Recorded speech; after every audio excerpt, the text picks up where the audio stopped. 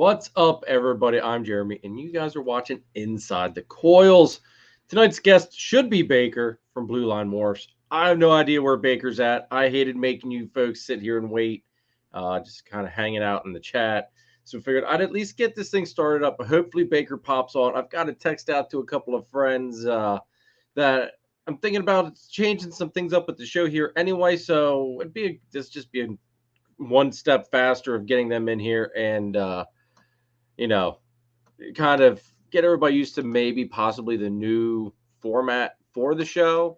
But until we wait for Baker, let's go through, say hi to everybody and all that good stuff. Celtic Reptiles, what's up? Thanks for tuning in. Tara, what's up? Thank you very much for tuning in. Greatly appreciate it. Geek, what's up, brother? Great. It was great hanging out with you last night. Everybody, if you guys missed it, I was a guest on Sexin and Flexin Reptile podcast. So go over and check that out. There should be, it's on my Instagram. Look it up. We had a blast last night. I think we went for like 2 hours. Could have went for more. You guys know how I can really just kind of take control of a situation, just kind of really talk a lot. There was an awful lot of carpet python talk, so it wasn't just me talking about ball pythons. So it was, something a little bit different. Phil, what's up, brother? Thank you very much for tuning in. Let's see here. We got Blue Zombie Morse. What's up? Thanks for tuning in. Talon Hawkins, what's up? Thank you very much for supporting the channel and tuning in. Let's see. Who else we got? Everybody, if you please hit that subscribe button if you haven't already. Hit that notification bell. And, hit the thumbs up, please. Sammy, what's up, Sammy? Thank you very much for tuning in, dude. Sammy, it was freaking awesome getting just shoot the shit with you for a little bit at the Gettysburg Reptile Expo, LLC. And, thank you very much for sending me that picture of us because that really meant the world to me just to, get to take a picture with you, dude. Awesome meeting you. And Sammy, you are on my list to, come on the show here sometime this year yet, dude. So beware, you're on my list. You are going to be coming on, brother. Hopefully you'll accept. JKJ Reptiles, what's up? Thanks for tuning in. Jim from Straight Blast, what's up, dude? Thank you very much for tuning in. Greatly appreciate the support. Strictly Strange Snakes, what's up? Thanks for tuning in. Well, it's looking like it's a repeat of the last time Baker was supposed to be on here. I don't know. I hope it's not for the same reason, but yeah, it seems like Baker and coming on the show for some reason just does not really work out in my favor. Last time, everybody, in case anybody is wondering about all that, Baker was scheduled to be on here which would have been season 1. He was supposed to be on as a guest, and there was a whole bunch of bad crap that went down for him, and he wasn't able to make it. So, needless to say, I ended up doing a solo show, kind of like I'm doing right now. I think I opened it up, the floor to everybody. Hold on here. We might have a co-host. All right, never mind. We don't have a co-host. Let me see here. I was going to try to get Nathan on here with me from Infinite Possible Pythons, but apparently he's got something better to do. Nathan, if you're watching this, dude, like now, or if you watch this on the replay, there's nothing more important you have to do than be here, dude. Like, this is the place to be at right now. 8 p.m. every Sunday, everybody, unless it's a Comic-Con weekend. If it's a Comic-Con weekend, then we do this crap on Saturday. But we cannot interfere with Comic-Con, and we cannot interfere with the YouTube algorithm. These lives have to happen. So keep that in mind for like in 2 weeks, because we're gonna have another one on Saturday, because I have Comic-Con on the 13th or something like that. I think it is. Anyway, Jesse, Musical Pythons, what's up, dude? Thank you very much for tuning in. Greatly appreciate it. Let's see here. Charlie, what's up, dude? Thanks for tuning in. Charlie, freaking blow Baker's phone up right now, dude, and ask him what in the heck is he doing. We might get Chris here.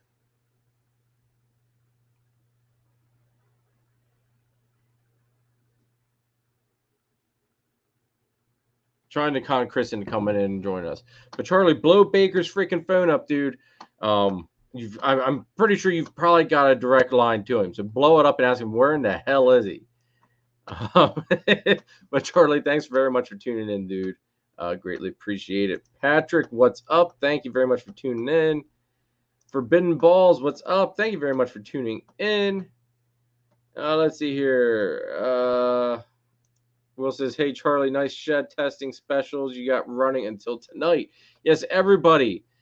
If you need, what is it, Lavender Albino, Hypo, and Pied, I believe. I think those are the big three that Charlie, has up a sale for. Go and check it out. Go to his Instagram. I think that's probably the quickest way to find all the information. Go to Gray Rider Reptiles on Instagram and go and get your test booked, I guess is the proper way to say it. Charlie, Charlie, I got to tell you something, dude. I dropped the hammer, and I'm getting 2 of the sheds that I need tested for the het clown, so I know which male I need to kick out. I booked those, so I saved all my females up. I'm not sending the female testing because I'm waiting for you to have the clown test to get my females tested for the het clown. Holy crap. Andy, what is up, dude? I have not seen you in freaking ages, dude. I gotta say, the video you did a couple weeks back, I think it was, where you shaved off your beard, dude, that was like a blast from the freaking past, dude. Like, that took me back, God, like, I don't know, like 10 years, basically. It made me feel really freaking old. The fact that all you had to do was shave your beard and you look 10 years younger. And if I do that, I don't look 10 years younger. But thanks for tuning in, dude. I don't have your new phone number though, Andy. So hit me up on Instagram and give that to me, because one of these days, dude, we do need to hang out. It's been like way too freaking long. I know I don't have the muscle car anymore, and I'm really boring now and all that crap, but we can still hang out. Miss the good old days, dude. Miss the good old days. Will says, in only $25 for each second test on the same shed. Awesome, dude. Awesome. Lexi Luhu, what's up? Thanks for tuning in, sweetie. Yes, Lexi, I know you're 13 now, and or else don't Comic-Con, you're gonna have a long heck of a drive. Lexi, it's a 3-hour drive, sweetie, and you sit on your phone all the time, so it's not gonna be that long of a drive for me. I'll just chat it up with your father, my brother. But yeah, definitely looking forward to Comic-Con. We got to get I don't know who you're excited for. I'm excited to get Warwick Davis. Will says he's waiting on Charlie's het clown test too. Okay, all right, there you follow. All right, I got your little follow thing on Instagram, Andy. Thanks, dude. Balls and Golans, what's up? Thanks for tuning in. Don D, what's up, brother? Thanks for tuning in tonight. Sean from Pine Joy, everybody. Sean will be a guest for next week's live, so make sure you guys tune in for that. Sean, you need to send me your picture and your logo, bro. Do not forget. I need that. And John and Christine from Triforce Morphs, what's up? Thanks for tuning in. Okay, Jim has a carpet question. Would it be okay to keep them in something like an ARS 99706 or similar, or would that still be too small? I'm interested in adding carpets, but space is a concern. People keep them in racks. I don't know how big a 9706 is. Like, I keep the hatchlings in the 1065 rack back there. That's more than enough for them.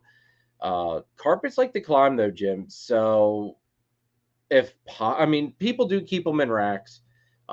It's not unheard of, but you got to make sure that you give them something to like be able to climb on, because if you don't, and they don't get to use those tail muscles, they get something that's called, I think it's like dead tail or something like that, where basically the tail, like, they don't, how can I put it? They're not able to actually use their tail like they would naturally to wrap around stuff.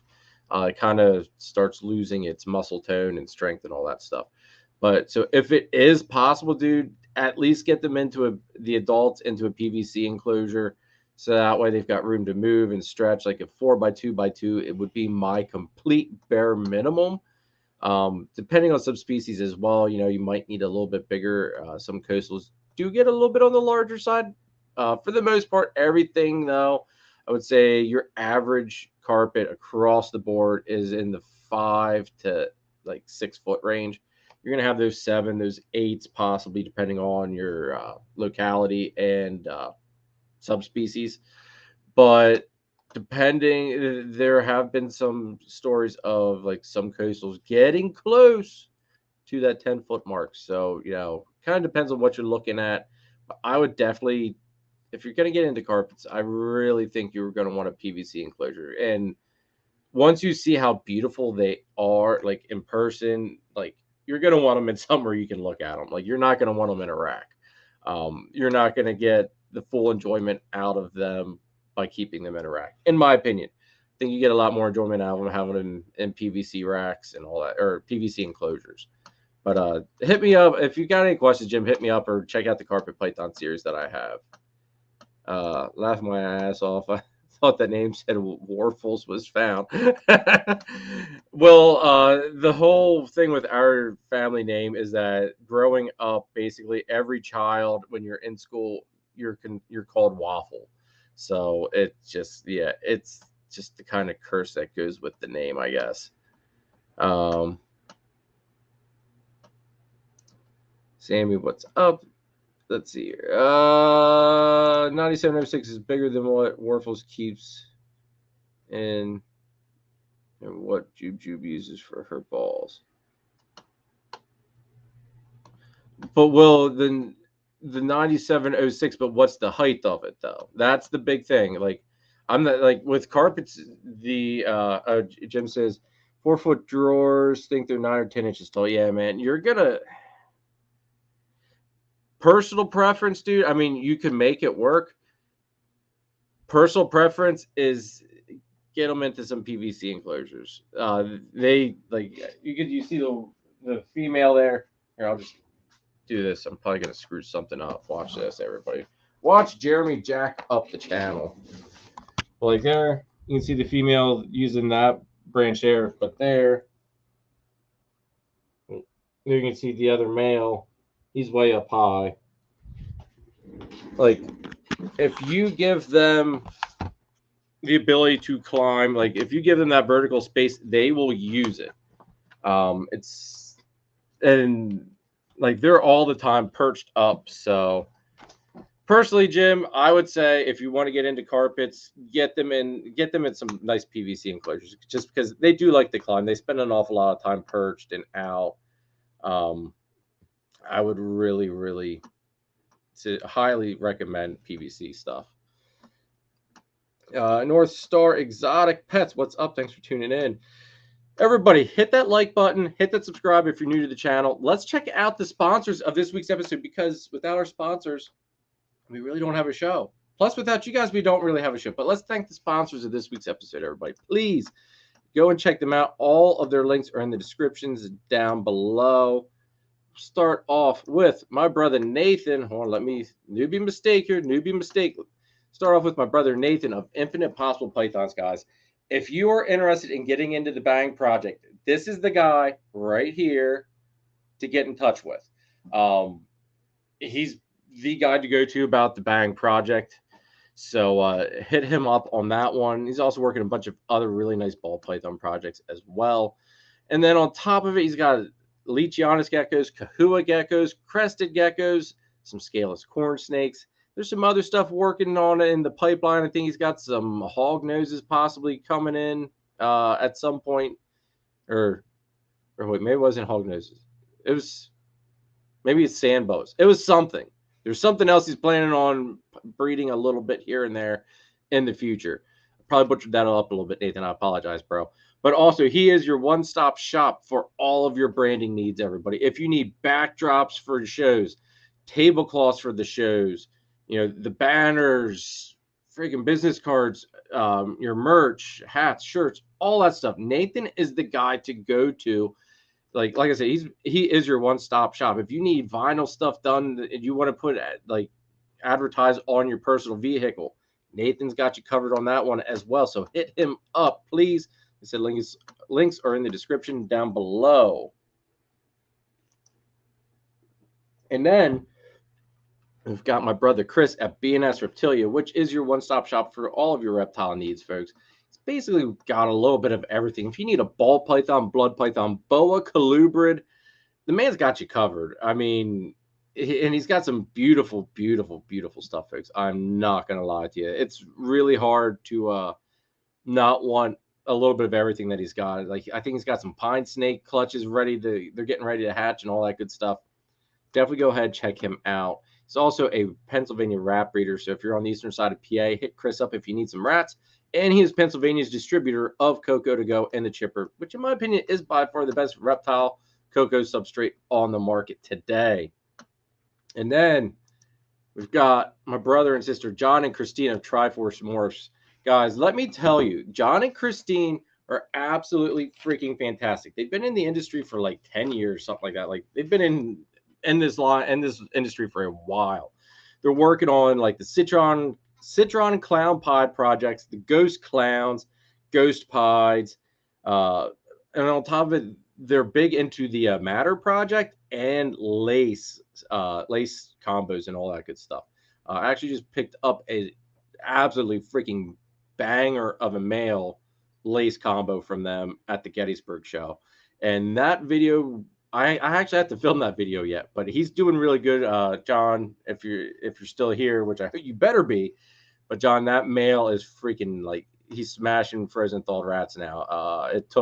I think he took one live rat, and now he's smashing frozen thawed rats. So he's doing really good, dude. Thank you very much, bro. Greatly appreciate it, and thank you for sponsoring the channel. Then we also have Husbandry Pro, folks, which is the best reptile record keeping and tracking software on the market. If you're not using it, click the affiliate link or scan this QR code. Free 30-day trial. Do not forget to use it. And if you don't like it, don't sign up for a program. But I would be really surprised if you don't want to sign up for something. It's absolutely fantastic software. And use this code Robin60 if you decide to try Redline shipping out. I think you really should. Really appreciate their service and their top quality customer service. They really impressed me with the issue that I had a couple shipments ago. And tell you what, I really do not plan on using anybody other than Redline shipping for my shipping needs. 60% off of 2 shipments, so go ahead and check them out. That's a mouthful, everybody. Thank you so much for everyone that's still here. I know a bunch of people give me a whole bunch of crap for the long ass 10-hour commercials. Okay. Oh wait. Oh, Nathan. See, Nathan, there's no excuse here, dude. I just now got your text. There's no excuse for you to be in the chat, dude, and not be here. Like, you should at least hop in here. Like, if you can be on the chat, you can be in the lot. You can be here. So you should, quit being camera shy, suck it up, and get used to being one of my co-hosts, or Chris, at that matter. Chris, you should be here as well. One of you should be here. Everybody, just so you guys are aware, the slight changes I'm going to be doing to the channel after having Jessica from Hair Hollow Farms on last week. Her and I had been talking, and she had thought, she had said, like, maybe I should think about adding a co-host, and it would add like a whole different spice to the channel. I got to really thinking about it, and I got to think, it's like, who do I get along the best with out of my whole group of friends in the reptile community, which there's so many of them, and I really get along with all of them. But I got to think, it's like, who do I talk to the most out of them all? And it was Chris from S Reptilia, Nathan of Infinite Possible Pythons. I did think about asking John and Christine from Triforce, but I also know that they've got a lot going on with all of their snakes. They've got a lot. So, listen, I didn't want to bother them because I know how much they've got on their plate. I figured it's probably hard enough for them to make the time to come on for the roundtables and stuff. So I hit Nathan up, Nathan and Chris figuring that, hey, maybe, just maybe, they'll be co-hosts for me. And they said they would, but obviously they don't, like, they're letting the big dog here, which I'm not a big dog, everybody, but it sounds good, but they're letting me hang. But everybody, guys, I do appreciate you being in the chat. Chris, you should really, like, let me know Nathan, you don't have freaking kids to put to bed. Your kids are too damn old for you to put to bed. They'll probably put you to bed. David, what's up? Thanks for tuning in. Let's see here. RSB, what's up, guys? Thank you very much for tuning in. Appreciate it. Eric Sport Factor, what's up, dude? Thank you very much for tuning in. DNK Reptiles, Derek, what's up? So, well, since obviously you guys all know that Baker's not here, I apologize again. You can't control these things really. So it is what it is. We're gonna roll with it. If you guys have any questions, any topics you want my thoughts, opinions on, throw them in the chat, throw them in the comments. We'll go over them. Give you guys a quick little update. I thought that we were gonna be done the season with just 7 clutches. Turns out I might be pulling an 8th clutch off yet this year. It'll be a late one. Female is at 25 mils. So figures give her another month, roughly 2 months. She'll be ovulating around that neighborhood roughly. Be my best guess. But that would be my Orange Dream Exantic female that was paired to my Bumblebee Double Het TSK and Clown.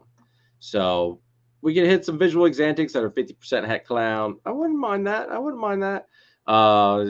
So super excited about that because you guys all know how much I love my Exantic stuff. Well, Phil does it. Phil was on for the round table though. Well, maybe you missed the round table somehow, but he did make the live. I can't say he didn't. Show some baby hatchlings. I can do that. 1 second though, Phil. Celtic Reptiles. What's everyone's favorite project they got going on? Man, mine's my Exantic stuff. Exantic DG, Exantic Clown. That's my big stuff there. The Carpet Python stuff, of course, is by far, just probably my favorite out of the whole season so far. But Phil, you want to see some babies, huh? Yeah, this is true, Phil. Yes, at least you do show up for your obligations. Blue Zombie says, I checked out those Exantics you got on Morph Market, Jeremy, looking nice. There's Blue Zombie. The only thing that's on Morph Market is my head Exantic stuff. So I appreciate you checking out. I will be changing some prices on there on the ball pythons, guys. So if any of those, I'll probably be changing those this week. So there will be a slight price drop on some of those. So if there's something you're interested in, let me know. But there will be a visual Exantic popping up at some point on there. I just have to figure out which male is not Het Clown.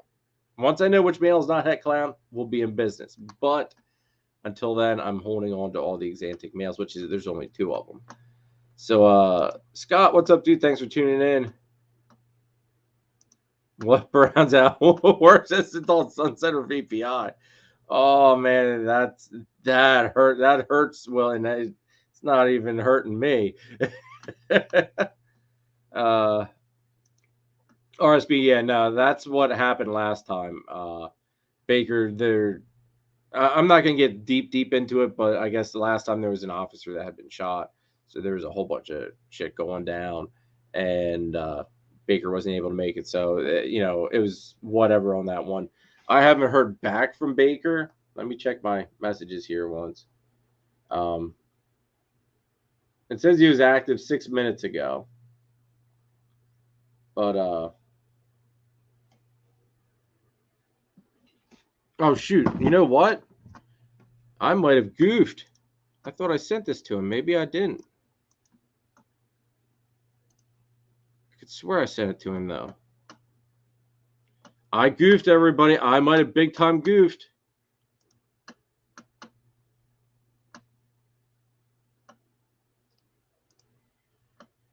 I could swear I sent this to him. Wow, it's not in the chat though. It never sent.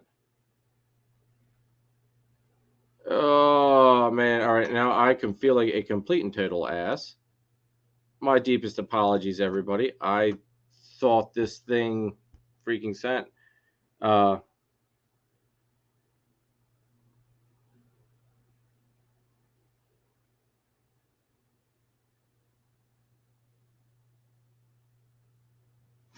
Wow, I feel like a complete and utter ass now. That really. Yeah. Oh yeah, I swear that the freaking uh I know I sent the link, but apparently it didn't send.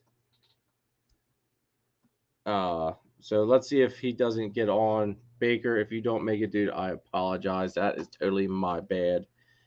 Really apologize, dude. But hopefully he comes on because it says he's active now.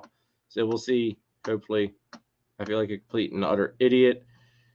This is what happens, everybody, when you've got a lot of crap going on. So Will, Phil, you want to see babies? Babies. Let's see here.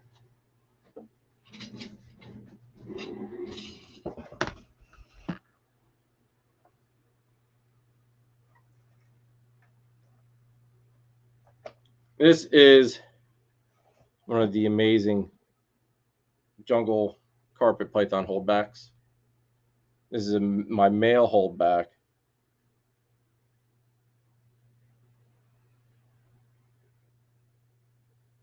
But I held him back just because he's got this very, like, his pattern is just like all scattered. It's not very consistent striping. It's just kind of a very broken up pattern. But as you can tell, anybody that thinks carpet pythons are nippy, evil little babies, here is proof that they're not.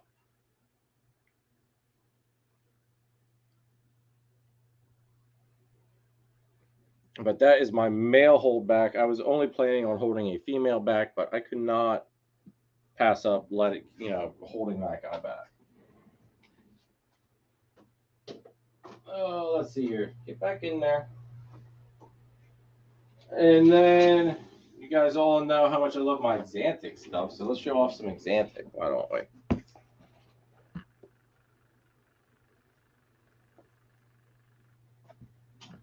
Here's my female TSK zebra bee that I'm holding back.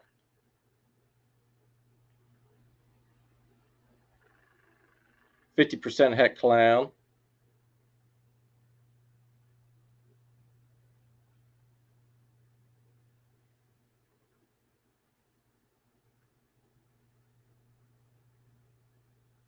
I love this girl. Her brother is a little bit darker.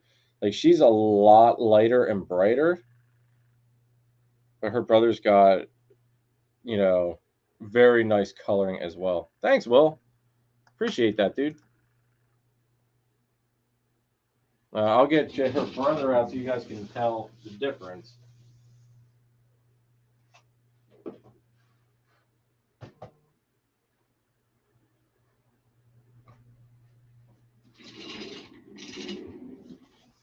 This was the female I just had.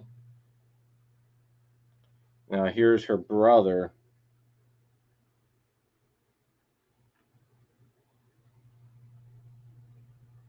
He's a little bit more grayed out already. Wish the camera wasn't so much trying to focus on me. Beautiful dude anyway.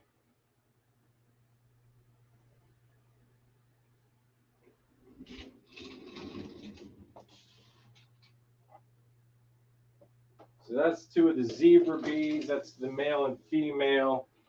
I'm hoping, actually, as much as you guys are probably surprised, I'm hoping that the male zebra bee isn't the het clown. Because I want this guy to be the het clown. Now, everything as well with the Xanthic stuff has that really nice pastel line that I have floating around in the collection. But I'm hoping that this dude is the het clown, because he will definitely be held back if he is. But just out of this world crazy ass pattern. Really love that like little curly cute thing going on here.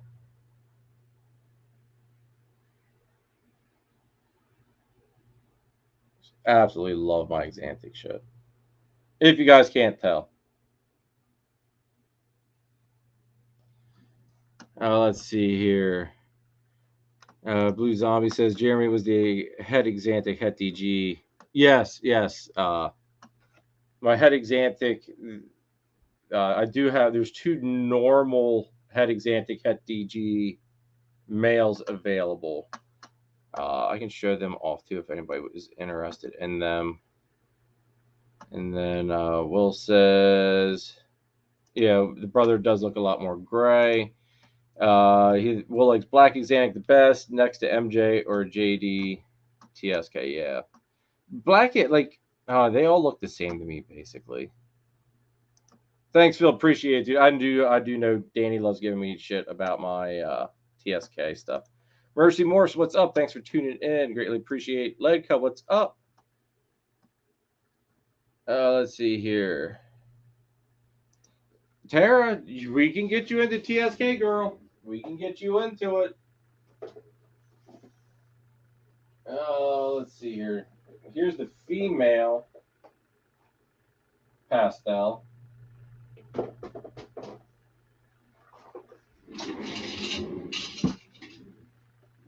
She looks an awful lot like her brother. I think she's a little bit brighter though. But there again, the crazy ass patterns.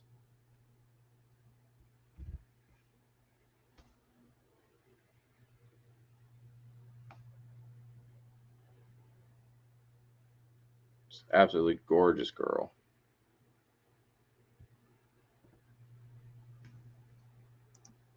Let's see here. Alan, what's up, dude? Thanks for tuning in. Good to see you. Let's see here. What? Who else we got here? Luke, what's up? Thanks for tuning in, dude. Actually, I guess I need to, since we don't have our guest, which I was hoping that he wasn't here because of my screw up, but maybe it's not only just my screw up, but maybe he's got something else going on. I don't know. But anyway, the pastel TSK.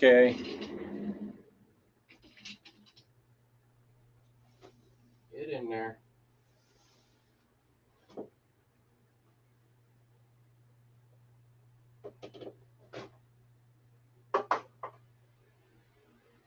And then this is just regular plain Jane, nothing fancy, nothing else other than TSK. So this is just a regular Xanthic normal. And this is female as well. I did really good on the sex odds in this clutch for the Xanthic stuff.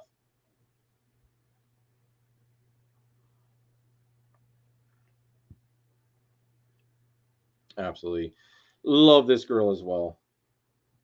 She's really like has a beautiful gray tone to her too.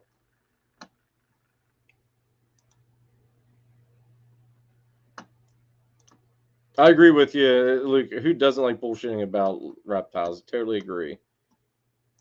Lisa, OD does not make Xanthic yellow out. I will show you. I don't want to have her out too long, just because she's got decent sized follicles. But this is the girl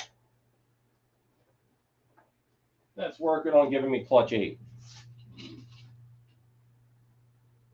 But OD does not make Xanthic yellow out at all. OD also gives you that really nice head. And this is just OD TSK. Watch your head, sweetie.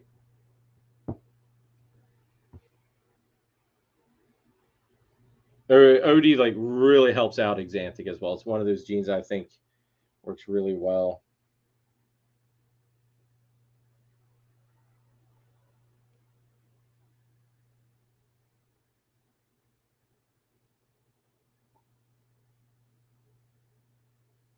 Yeah, this girl should be giving us clutch 8. Hopefully, fingers crossed. She's actually got a decent amount of follicles in her as well for being a first-time mom. I think she's got, if I remember when I ultrasounded, I think I ultrasounded and then I palpated, but I think there's like 6, 7, something like that. So definitely excited about that clutch because I could hit one of my next dream snakes with that clutch. So we can see how that goes. Lisa says, wow, yeah, I absolutely love OD into Exantic. Anything where you're adding yellow pigment, is that the right way to? Anytime you're adding like yellow or orange, I think it'll work very well with Exantic because Exantic, tries to take that away. So the brighter the colors you're adding, the better the Exantic's going to look. Luke says, no free time here unless it's late at night. Dude, I feel you on that one, man. Totally, totally feel you. So let's see here. What else? What else we got to show off? What else?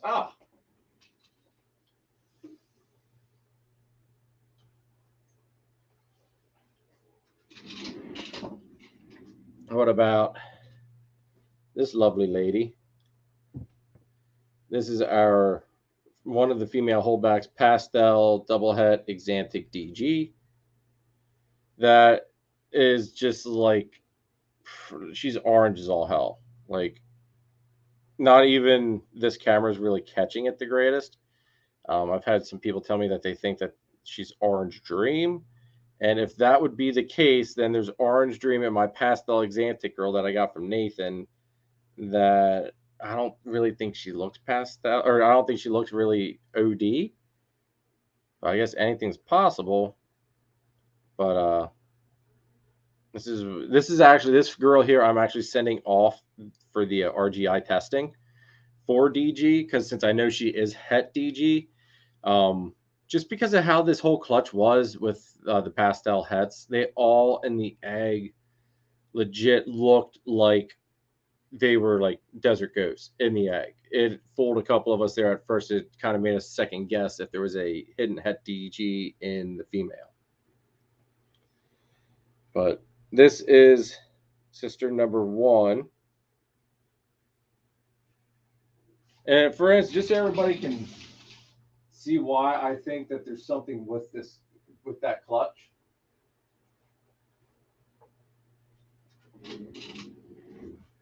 Here's another pastel het DG that I have. Okay, same DG father too, just different mom. So you tell me that what the hell's going on here, because this is a totally different looking animal in my left hand than what's in my right hand. But yeah, so double het DG Exantic, just pastel het DG. Like I said, same father, just different moms.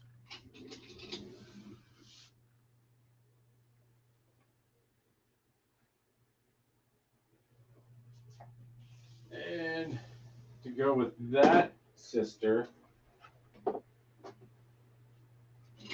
is the other sister. Just so you guys can see, I mean, it like all 3 of the pastels, whatever the double het, look like identical basically. The first one I showed is by far the brightest and cleanest. But this sister here is right behind her. Now the male is a little bit dirtier, but he's still like he's still super freaking bright.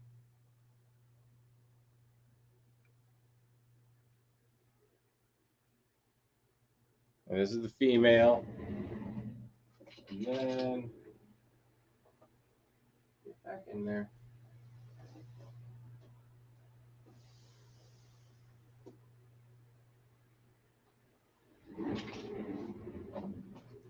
And here's the male. Now you guys can see just from the other 2, his sisters, he's a little bit dirtier. He's not as super clean as what they are.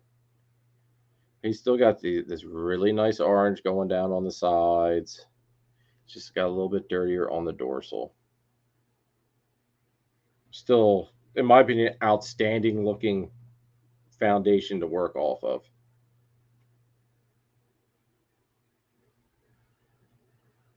Jeremy's not with the game today.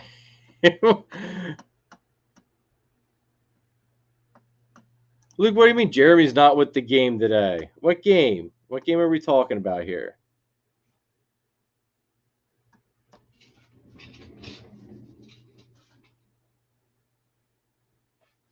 Let's see. What else we got? What else we got here?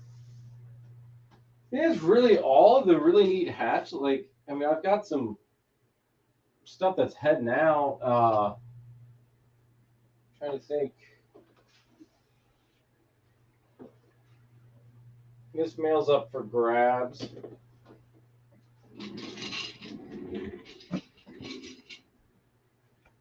This is just Bumblebee Het TSK, 50% Het Clown. He's on Morph Market. I am going to be dropping the price on him a little bit. So just a heads up, everybody.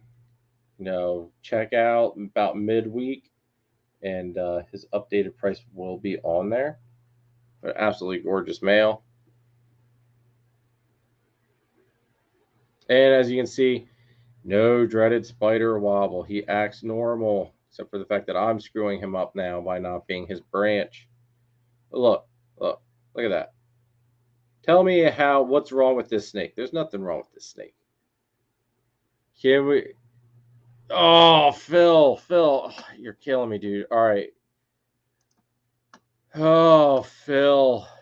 Let me show off one more snake, and I guess I'll do a teaser for you guys, because I was gonna give it its own video, but now Phil's gonna put me under the spotlight.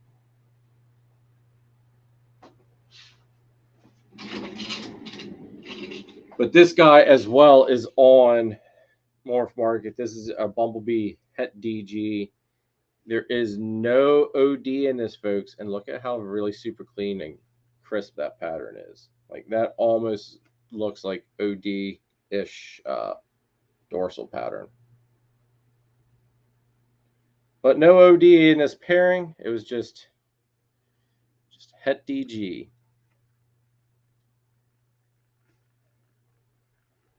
Now, this is the male S for grabs. Now, I did hold back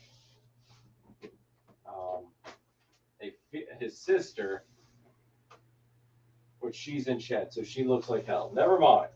You guys don't get to see her.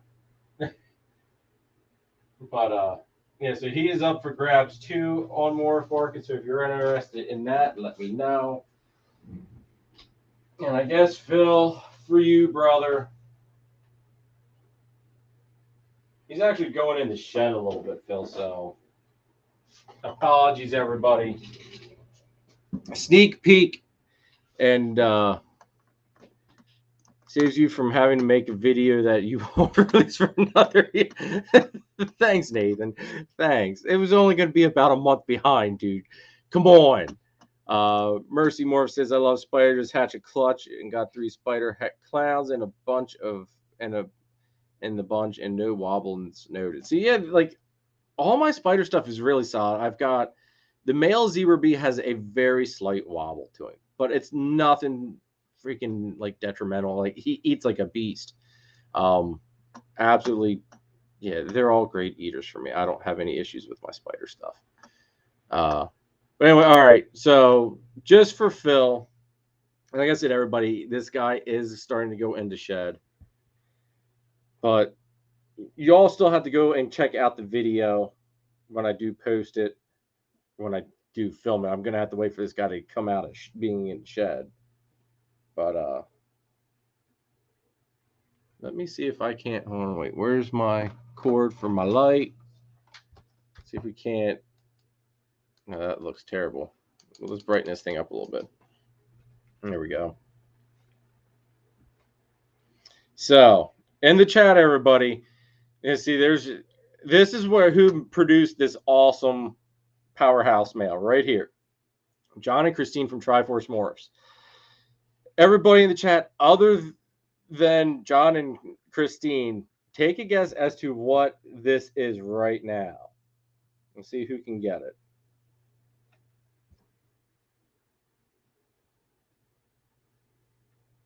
And just for a heads up, we do possibly think this might be a world's first. Possibly. Not going to say it is 100% a world's first, but there is nothing remotely like this combo on Morph Market.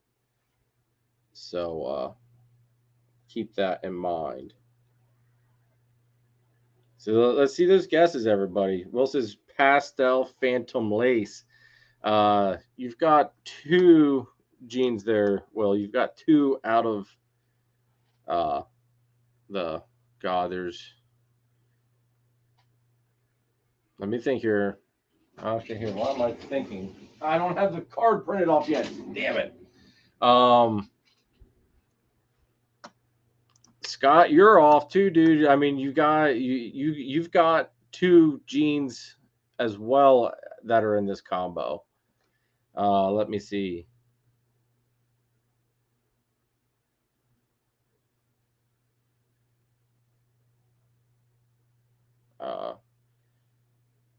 Yeah. I'm even drawing a blank as to because it's a tongue twist. Like it's a hell of a line of. Let me see, pull this up once just so I don't screw it up.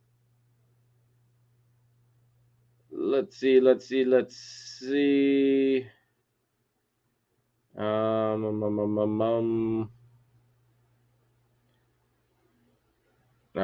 here we go. Yeah, you see, John's here laughing because I've got the freaking animal. I still can't keep track of what the hell it is. Will, you're almost onto it, dude. You are almost onto it. There's one more. The yellow belly is a possible. It's not a for sure thing, but is a possible.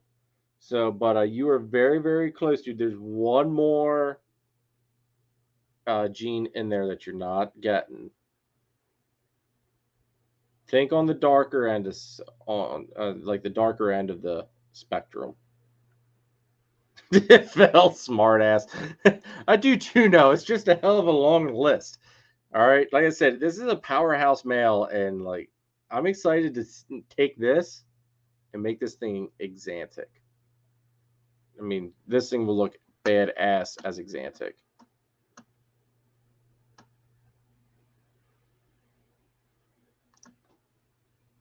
Scott's got it. Mahogany.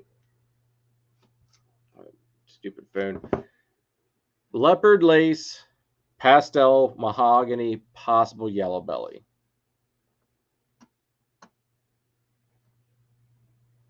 So this might be, like I said, a world's first. We're not entirely sure, but like I said, there's nothing on Morph Market like it. I mean, the man, that flaming and the intensity of the color makes me think yellow belly is in it. But I mean, this guy is just one hell of a killer animal. And there was a couple as well in that clutch. Shut up, Nathan. It's already brown. You can't make it any more brown. um, but yeah, like there's a few clutch mates of this guy's, and they were female, and I wish that they wouldn't have been female. But definitely happy that John and Christine left me get this awesome killer guy from them. So now that everybody saw him, I'm still doing the freaking video, everybody, and you're all gonna have to come out and come and watch the damn video, please. Like, you can't do me dirty like that. You gotta at least, Phil, gotta work on the delivery for the video. Memorize the genes.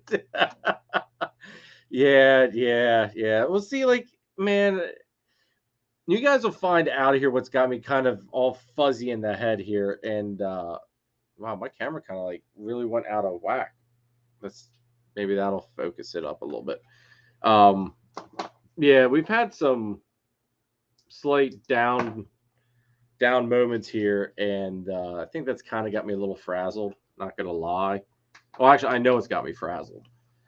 But wait till it sheds 4 or 5 more times. It will look like a different snake. Oh, I know it will. But right now, man, absolutely gorgeous. And with that lace in there, he's only going to get better looking. Absolutely gorgeous animal. So, John, Christine, thank you very, very much. Everybody, make sure you guys go check out Triforce Morphs. Because I forgot to do my punchline for them, but they are the force to be reckoned with. So go check them out. Let's see. I can show you. I'll show you guys off one more baby. One more baby. And this is my holdback female jungle carpet. As you can see, the carpets are now starting to come out. See, this is. I want to do some. Get an actual desk a little bit closer so you see those guys a lot better.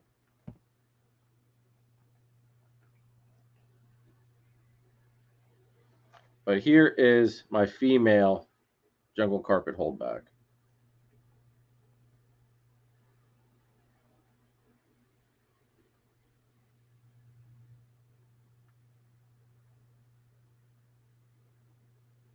Absolutely beautiful girl. There again, very whacked out pattern. Very, very whacked out pattern. Should have lots of very, very nice blacks. The yellow striping on her is basically one scale wide. There's a couple spots where it's 2 scales maybe, but for the most, like, I'm trying to make an all black jungle, or at least a jungle that's got basically nothing but tipping to it. I want to try to get rid of all that yellow. I'm still going to work a project with to get the brilliant yellows and all that stuff, but I do want to see if I can't go and make an all black carpet, because the blacks on carpet pythons, at least the jungles, they're more than just a black. They're kind of like a velvety black. So it's a really neat little project, at least I think anyway, to try to go with. Just because carpets are, that's the neat thing with carpets. It's not as much genes and genetics. It's more of like line breeding and stuff. There's genetics, there's morphs and that shit with them still.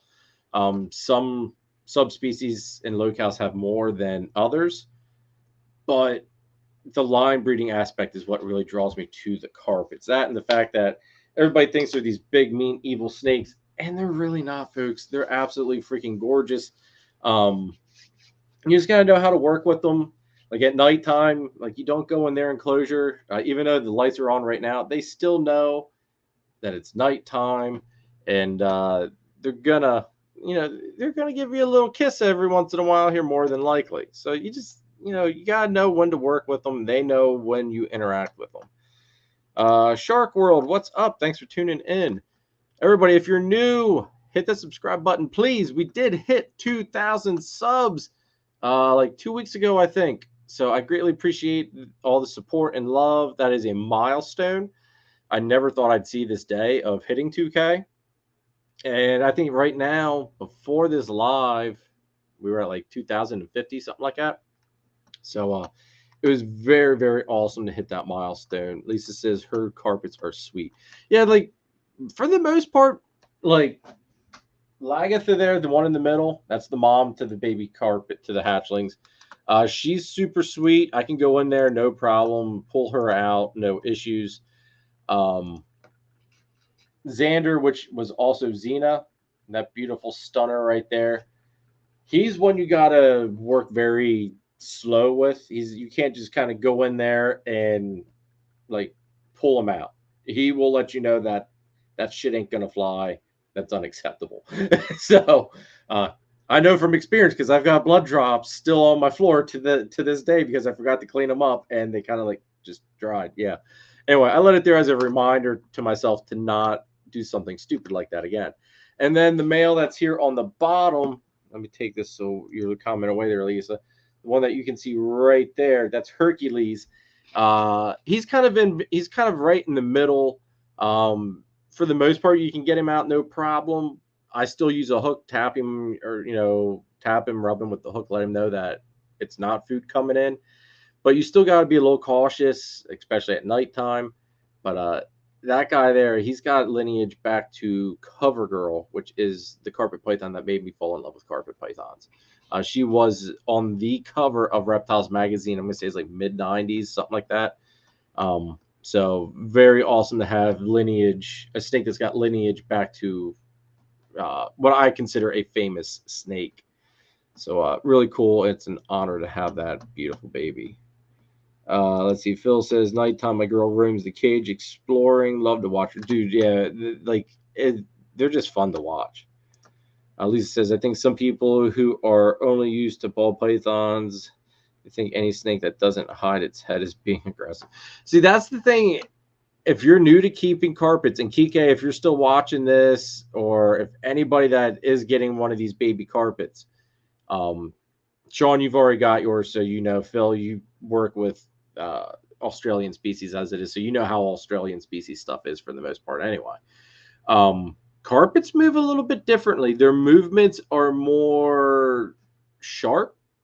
Ball pythons are kind of derpy. They're just kind of like do and very slow moving. Carpets are very abrupt and direct, and sometimes their movements I feel can be standoffish just because of how they do jerk around and stuff. But that's just how they are. Like, it's not necessarily a sign of being defensive or that they're going to snap at you. A lot of it's just they're very direct, animals. Like, there's a thought process. They know, they're more aware of what's going on than what you're probably even thinking that they're aware of. So keep that in mind when you're working with them, everybody, that just because their movements are faster and a little bit more precise, it's kind of like a velociraptor with no legs and no arms. That's how I want you guys to look at it. They are like little velociraptors without any legs and arms. But there's definitely a huge thought process going on inside that little head of theirs. Shark says all his female ball pythons are mean. See, I have yet to have a mean ball python. A few of the baby carpets do have some slight attitude still. Kike, your boy wanted to light me the hell up today. I forget what I got him out for. I was doing waters and went to pull him out, and he was just like, this is not the day to mess with me, dude. So I just left him go. Figured there's no need to really pull him out and mess with him if he was in just that much of a grump mood. So I didn't pull him out today. He was letting me know that shit wasn't going to fly today. And truth be told, like, if I know that they're really not in the mood for it, I'm not going to get them all wound up, get them biting and nippy and all that stuff, because, chances are they could break teeth off, and that's not going to feel good for them. Chances are it could also make them not want to feed, maybe because of, what happened, all that crap. So if I didn't need to really mess with them, didn't want to go and just stress him out for no reason. And plus, he ate just a couple days ago anyway, so even more reason to not mess with him a whole lot. But Kike, super happy that you're getting one of them, dude. Will says he's got one mean one, but it's a boy. He's huge, so if he does tag me, that one might hurt some. Dude, in all honesty, like, when Xander there bit me a couple weeks ago, it actually didn't hurt. It was just really, like, more of a shock. Like, he kind of bit and then he got hung up on my hand. And like, I think I was on Jeff and Angie and with Holly from Texoma and Jeff and Angie of Celtic Balls. I was on doing a live thing with them. They were just hanging out one night, and that's when it happened. And it was more of the shock that I got bit, and that then the snakes, because the carpets have longer teeth, so his teeth were like hung up on my skin. And I do construction, so my hands are kind of rough as it is. So he probably was, a little ouchy while he was trying to get out from my freaking thick skin. Kike says he's up for the challenge. Patience is key. You're exactly right, dude. And in all honesty, dude, like, even when he does kind of act standoffish, and when I do pull him out and everything, like, once he's out, he's fine. Like, It's just he's just little yet. He's just still, you know, got full of tons of fight left in him. But you're gonna every little bit of effort you put into working with this guy is gonna be well worth it, dude. I promise you that. So let's see here. Chris, Nathan, you guys, like, I haven't seen Chris in the chat, but Nathan, you're here in the chat chatting it up, dude. There's no reason you're not up here hanging out with me, dude. Like, no reason at all. And I'm going to, like, you should really be here. Let's see here. We're going to do this. Let's see here. Let's. Oh, look, there you are. There, Nathan. You have no excuse to not come in and hang out with me, dude, because I just sent you the link. Let's see here. Well, I ain't gonna video him just to prove it. Come on, Will, video it. Well, I want to know, like, where's the podcast at, dude? I was really looking forward to this podcast, as I think a lot of us were. So, what happened to the podcast? What's the holdup, dude? Kike says, working with my blood I got from Chris made me patient. She is a puppy dog now, dude. That's the thing. Like, and maybe I'm just drawn to the spicy things. I don't know. But, you know, I had bloods in the past. I had green tree in the past. You know, I've got carpets. You know, those three are what I would consider to be your top tier of what people consider to be aggressive, super defensive animals. And they're very far from that. Maybe some of the wild caught stuff is, I have no doubt. But if you're just going off of, you know, what's out there for the most, like, I'm going to say 80% of it, 90% probably even. Once it gets used to you and being handled, they turn into puppy dogs. Like, they really do, guys. It's absolutely fun as hell to work with them. And even at like every once in a while, it's good to get your heart rate up anyway. Unless you've got heart problems, then you might not want to get your heart rate up. But hey, I've got a half a heart issue, I think, still after my fight with Lyme disease. That, you know, I was in a stage 3 heart block, and that was 2 years ago, I think. Anyway, no, wait, I can't remember how long ago it was. I think it's close to 2 years. Anyway, I was in a stage 3 heart block, and, you know, getting your heart rate up really, you know, it was good for me. It was good for me. Man, let me know things were still half working okay anyway. Nathan says, I'm trying to catch up on cleaning these damn snakes. Dude, you can clean snakes and still be on the cast. We don't need to have to see you. You can still interact and bullshit with me. Like, you can multitask. That's it's okay. Just hop in. You can clean snakes. You can hear me, obviously. So it's all good. What do you guys want to talk about, guys? Let me know. What do we want to talk about? What are we like? What's going on with everybody? How's your season going? I will give Tammy, what's up? Thanks for tuning in. Good to see you. I will tell you guys this. There will be the clutch cutting of clutch 4 and 5 coming out. I need to edit that. Yeah, I need to edit that yet. But we cut clutch 4 and 5. We've done an update video of clutch 4 and 5, which I will tell you this. The disaster, if you guys know about what happened with clutch 5, the disaster continues. Giving you a slight, it sucks that I even have to say that, but giving you guys a slight teaser or warning, however you want to look at it, but the disaster continues to go on with that clutch. 4, everything, you know, 4 was a good clutch, but clutch 5, the disaster just didn't stop at 90% of the clutch being slugs. Blue Zombies constantly strikes, but just hits me with their nose. Creative Genetics. I have a question for Nathan, but I'm driving, so I can't type it that way. Let's see. I got a message. Maybe it's from. All right, what do I got to? let's see here. Oh, it's in the group chat. Anyway,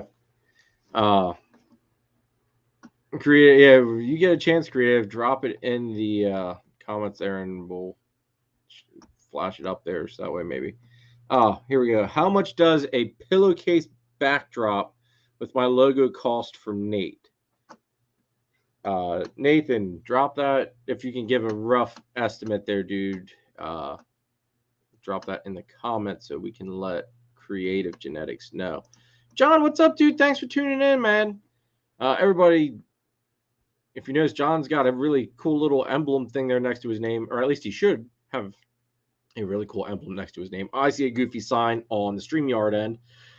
So that should mean that on the YouTube end, you see like a little mini Morphs logo of a certain color. I don't know what color it is at the moment, but definitely go check John out. But anyway, that symbol means that John is a member of the YouTube channel. He's just not a subscriber, but he is a member, which means you get some extra neat little perks. There's a link in the description if you would like to support the channel that way. It is just a nice way to support the channel, kind of like the super chat stuff does. Through the membership stuff, YouTube doesn't take as big of a cut out of it, which is kind of nice. But there's different levels to the memberships. Different levels get you different perks. I think there's 3 levels. So check it out. It's a nice way. I appreciate all the love and support that I get from it from everybody that is a member. So John, thank you very much for tuning in, dude. It's been a while since I've seen you in the chat as well. But like you get discounts on snakes, first access to snakes, all that good stuff. So yeah, definitely, go ahead, check it out. I appreciate it. We do try to do a member live once a month. Since we've had the addition of Hudson, my little son, everything's been kind of hectic. I'm not gonna lie. So I try to get, the member lives to happen once a month. I do apologize that it's a little inconsistent at the moment, but all the perks still apply. You also get a shirt after X amount of months. I forget how many months it is, but you get a free shirt. But yeah, anyway, check it out. I appreciate all the support. Like I said, it's just a nice way to support the channel. Creative Nathan says, shoot him a message and he'll get you pricing. So hit him up on Instagram or email him, however you want to do it. Yeah, John, definitely long time no see, dude. Karashay, what's up? Thanks for tuning in. Great to see yous. Let's see here. I'm kind of a little bit here behind in the chat. John says he's good. Just new chapter in his life, but good. All right, dude. Awesome. Hopefully we can catch up and kind of just basically catch up and see how everything's going.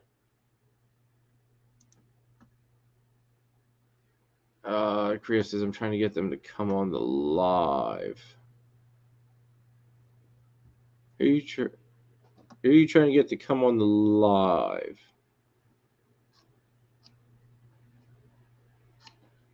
Anyway, let's see here. Tara says just had 2 more dwarf litters. Once they get color, I'll send some pics. Nice. Congrats. Here's a question for you guys. Does anybody know of like some like a really good king snake breeder? Like I'm looking at getting everybody's gonna laugh and think that it's so stereotypical of me. But I want to get a California king snake for, obviously just kind of disposing of things that when things go wrong with clutches, obviously as a key point or a reason of getting said animal. But at the same token, it's I've always wanted a California king snake for whatever dumbass reason. But let me know if you guys know anybody that does breed California king snakes. I want something that's gonna be like that's going to hold its black and white's really nice. That's really important to me. I don't want something. Some of them seem like they get like a yellow tinge to them, or kind of not keep that nice, black and white. I want to get something from a good breeder that's got stuff that does hold that black and white.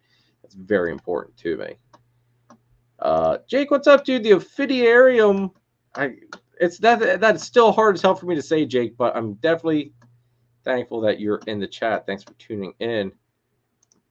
Jim says, be different, get a Wilma Python. They're also great for disposal. Okay. Well, but see, like, I mean, I could do a Wilma. I'll have to look into that. I didn't think about a Wilma. I actually didn't know Wilmas were snake eaters either. So that's interesting that you even brought that up, Jim. Thanks for bringing that up. But yeah. Just Reptile Creations, Casey. I'll be at Daytona in a couple of weeks and can look there for Cal King. Okay. Yeah. Let me know if you see. I mean, I'm here in PA, so I mean, I don't mind, spending the money for shipping and all that stuff. I do obviously, like to try to support local breeders, but I'm not opposed to, if I'm gonna get something that's gonna hold its black and whites really nice, that's what's important to me. Tammy says, Jeremy, check out Cloud Colubrids. He has a YouTube channel. Okay. Actually, I'll write that down because I will forget that shit. Yeah, I will forget that like you would not believe. So let me get this paper here. Cloud Colubrids.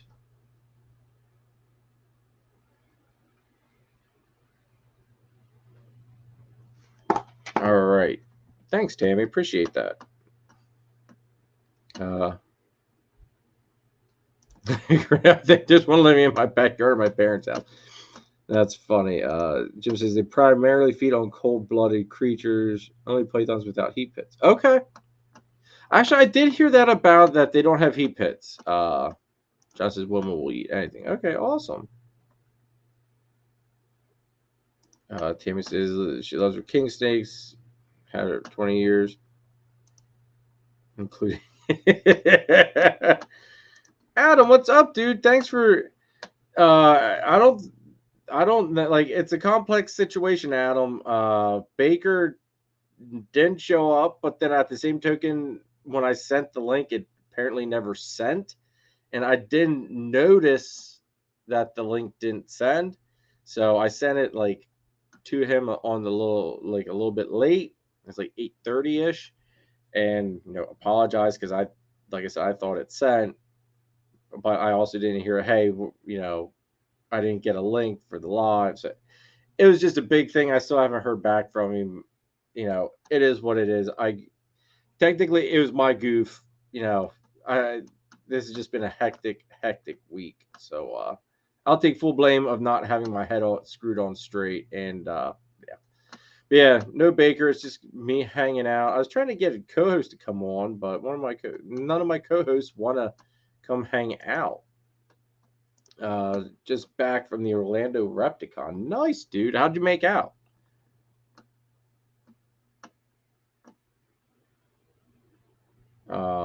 Let's see here.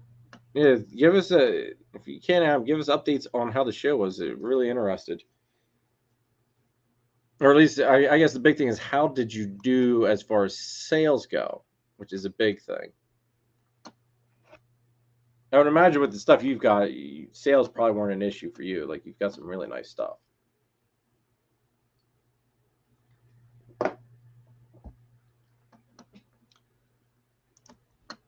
Didn't mean to.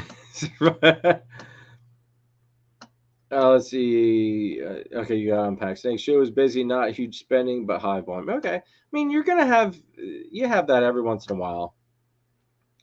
So it's kind of, shows are hit and miss. Some shows are, they've got good traffic and good spending. Sometimes it's more traffic and less spending. Adam says all cheap stuff sold, but sold one nice one on IG from the show. Okay, nice. Now, Did you try the mystery box snake thing that you were talking about with Jana and Jessica there on the holdback rack? Did you try the mystery box? Because that is a very interesting concept for me. Doing a mystery box snake. Yeah.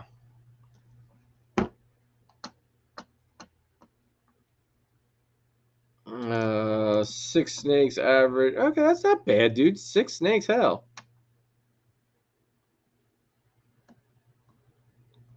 Okay, I'm not in the mystery box game. Dude, like when you guys were talking about that on the holdback rack, that was like a very interesting proposal and thought that there is some there could be some draw to it. I think depending on what you've got cooking. I do think that it could draw some really nice attention. What else you guys want to talk about? I mean, God, we can't. What do we got going on here? Just okay.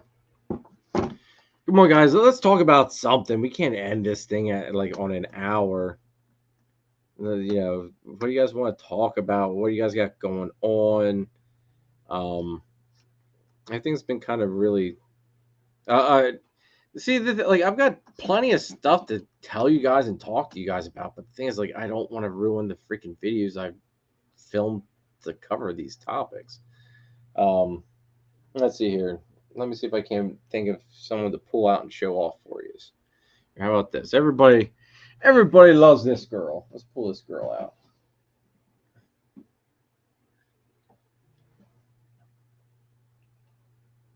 Of course, I dropped Coco right into the water. Everybody loves this girl. At least I like to think everybody loves this girl. I love this girl. This is GHI Mojave Hypo Chocolate. What we believe to be chocolate. It's either chocolate, black pastel. It's something of that nature. Sean from Pine Joy has her sister, I think. Brother or sister, I can't remember. But this girl is just growing like a freaking weed. She might, I mean, she's still a little on the small side. But man, she might go this year. I got through the ultrasound tour. I didn't ultrasound her when I was doing the other ones here the other day. But man, I tell you what, I'm gonna throw the triple het to her. The chocolate triple het, DG Hypo Clown. Maybe we can get some hypos that are double het. Wouldn't argue with that. Wouldn't argue with GHI Mojave, Hypo, double het, whatever. Absolutely love this girl. She's so chill too. Absolutely love this thing. She is just bad ass. I'm trying to think what else.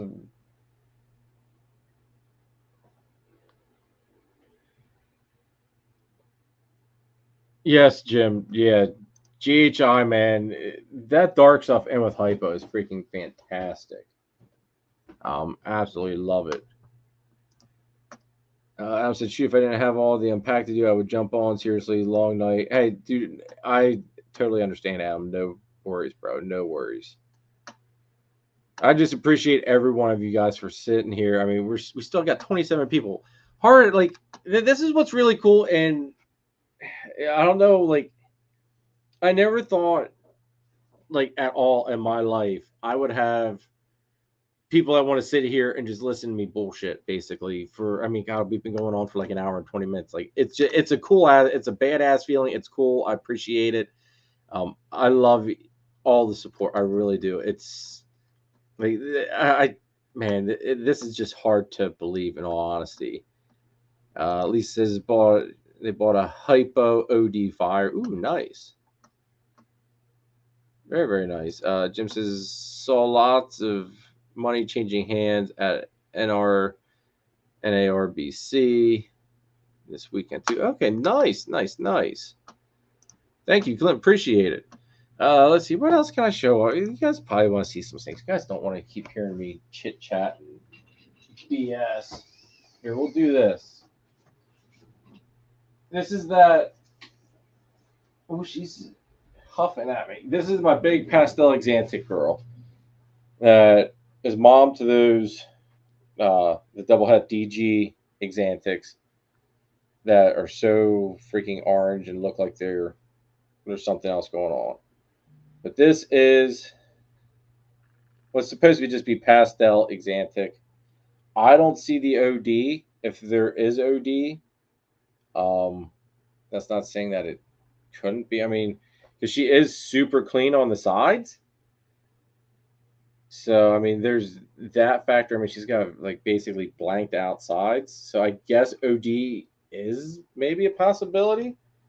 She doesn't have really the tail dragging that I would expect to see with OD. I mean, here she does kind of, but I mean, I don't know.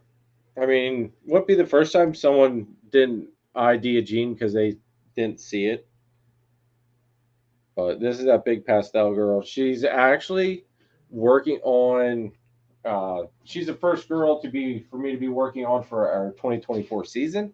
So that's pretty cool to be actually, not technically fully done with my 23 season and already pairing for my 24 season. That's pretty badass. She is supposed to be getting this guy, which I can show you guys this guy yet too.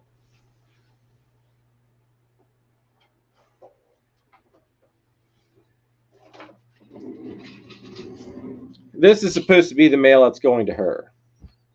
This is a Batman that is possible either yellow belly or red stripe. So we got to prove out which one it is.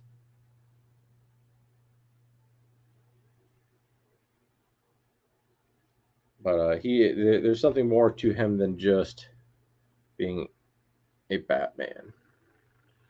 See, I kind of got lost here in the. Chris says they just pulled 3 clutches on Tuesday night. 2 of them are from their stranger. Hoping to have more stranger stuff here soon. Everything's pos het Exantic. Nice. Chris, what line of Exantic do you work with? All right, dude. I'll send you the link, bro. I'll send you the link. Appreciate it, dude. All right, let's see here. We'll get Adam up here. And he says just for 15 or 20 minutes, man. Adam should know better than this. We're going to get stuck chit-chatting, and it's going to be longer than 15 or 20 minutes. Let me see here. I got to find you first, though, Adam. Got to find you first. There you are. Paste. Link is sent, brother. Link is sent. John, hey, we can I'll send you guys the link too. Shit. I mean, we can have a couple people on here. Like, may as well have fun, right? I mean, shit. Let me send you guys the link as well.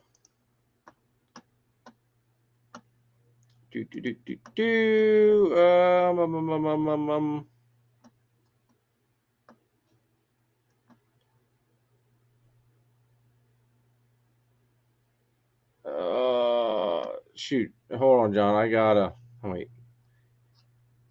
That means I gotta email it to Christine. Hold on. Let me email it to Christine. Because that's how I always get you guys your links. I gotta remember how to freaking work. New mail. There we go. God, what's your email, John?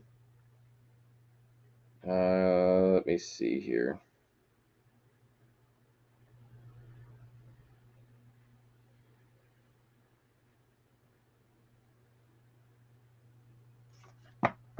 Here we go.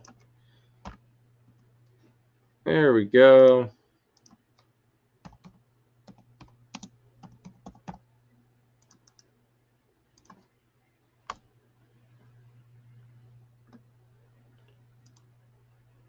There you go, John. I sent it to Christine's email. We'll get a show going for you guys yet. Maybe an hour and 30 minutes into it. But hey, we'll have a good ass time.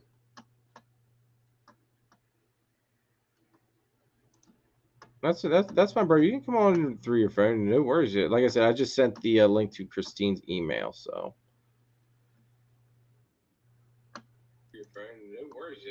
What up, bro? Look, hey, I hear myself. Oh yeah, hang on. Let me kill that other thing. I'm sorry. You're about to get a whole lot of yeah. Okay. How about now? That probably did better. Yeah, you're good now, dude. Yeah, I didn't think about it. And now I can put my logo back up there, and we got the sponsors up top. Okay, so now the sponsors they got to give me a little cut. Now their money's going the distance. Now that I'm here, exactly. You know? And you've met all of the sponsors while you were up here at the show, at the show. God, for the barbecue. No, I was I was watching. I like, look. First off, you've been really good to me. Second, I know how much work goes into putting on a show each week. And third, I've definitely been there when either there's a glitch in technology or screw it. You just get busy with life. You're a dad. You got a full-time job. You're putting out this free content. Like, stuff happens. I get it, man. I like I said, I've been there, and I was like, shoot, I got nothing going on in the morning. Like, I can't hang out like all night, but I hang out a little bit. Well, I mean, I didn't even turn on the purple lights or the banner or anything. Like, I was just like, all right, stop what I'm doing. Let's go. Hey man, I appreciate it, dude. I really appreciate it. No, it's cool. And seriously, like I say, you've been good to me, and I really do. Like, I enjoy hanging out with you, and I enjoy, I enjoy this format too. And finally, you and I got enough experience under our belts that we can like converse and leave space and not trip over each other, you know? So it's like, we're going to do a little, I don't know, we'll do something good here.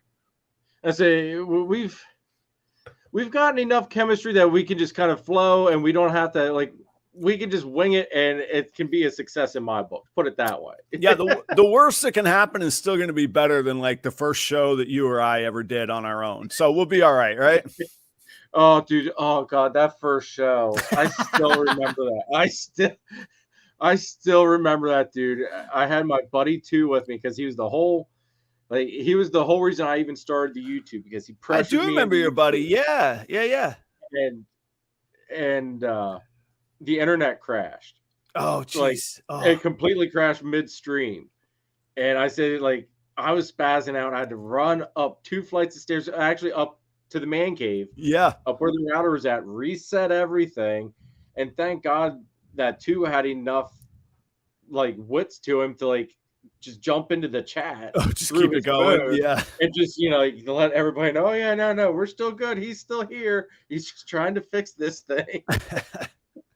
I gotta say hey to John at Incoline, man. He's been around like the whole time I have been, and he's always been super supportive. Actually, believe it or not, I had an afternoon of beers and bratwurst in Colorado with John. Actually, right at this time last summer. It was been like exactly a year I was out in Colorado, and anyway, yeah.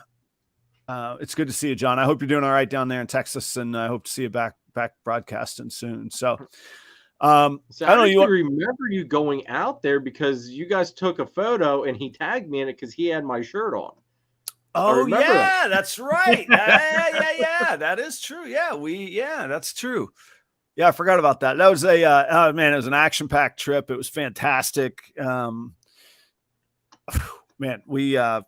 Anyway, yeah, that was a good trip. So, I don't know. What do you want? You want to break down the show math? You want to do the? You know me, I'll tell everything. I don't care. Let me see. Wait, John, and Christine, Triforce. You guys aren't backstage yet, guys. You need to maybe click the enter button.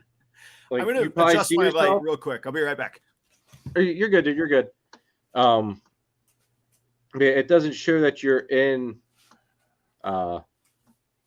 the backstage yet, John. Let's try that.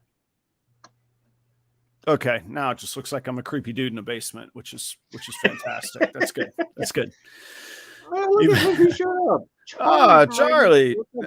See, the trick is just to dick around for 90 minutes, and then you see where the true supporters come out. Mm-hmm. All right, so I'll give you the quick rundown. So we'll just do the math part of it. So the Repticon table, I think is $100. Maybe it's 110, $100. I stay. It's not bad though. No, it's 2-day show for 8-foot table for hell $100. Yeah, yeah, you can't beat that. So $100. I stay with a good old friend in Orlando. Actually, he was the best man at my wedding. We used to run restaurants together, went to college together. So stay with Andy and his partner, and the two of them. She's great, he's great. They're happy go lucky. So stay with them. And so instead of paying for a hotel, I usually make sure we eat and drink pretty well. So I spent $100 on 2 nights of food I could cook at the house for him and some drinks. And then I guess gas and time, it was 2 hours door to door from Jacksonville to Orlando. So that really was my only overhead. So I'm, let's just call it 2 tanks of gas. It wasn't, it's only 2 hours. Actually, it's only 1 full tank of gas, maybe. So another $60. So I'm in $260 on the show. And okay. I did right at just under 2,400. So I sold one expensive snake, $750. I sold a female on Instagram. The rest of the show though was $200 and $300 snakes. Some breeder males that were like, buy one, I might just throw in a breeder male if you want him, kind of thing. Like they're hard to move, right? Everybody's trying to move breeder males right now because they're done with breeding season and all that. So, but it was good. I hit 2,400, 260 overhead. So that's almost a 90% profit clearing. It was good. Sold a couple t-shirts, gave some t-shirts away, sold some deli cups, which is cheesy, but it was good. And then I had a couple Exoterra tanks around the house that I hadn't been using. I was like, these got to go. So I think that was like $190. So right around 2,000 in snakes though for the weekend. Dude, that's not bad at all, dude. I would do it every weekend. Dude, if I could do that 50 weekends a year, I would. That adds 50 times $2,000. We can all do that math, right? Yes, sir. Dude, like at the last Gettysburg show, I took 2 40-gallon tanks. All right.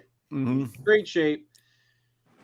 I originally had them set up as like a package deal. You got like the caves, water bowls, the heat pad, a light, basically a whole setup. All you had to do was add substrate. That was it. Yep. You plug everything in. It even came with the Zoomed thermostats. Like it was a whole setup. And my buddy Danny at DTMG, he came over to me, he goes, really? I think I had like 125 on them. Yeah. He was like, take all that shit out of there. He goes, take it all out of the cages. And I looked at him, I was like, why? Do you want the cages or so? Like, what's your point here? Because normally, if he's telling you to do something, it benefits him somehow. Oh, right. Yeah, I got you. Yeah, yeah. I think Danny sees more angles than I do. I don't know him real well, but when I met him, I was like, oh, there's a lot going on. He gets Danny's always thinking, dude. Right. And so I took it out, and he goes, okay, now, then I saw his point as to what he wanted. Then he goes, okay, well, I want the water bowls. Yeah.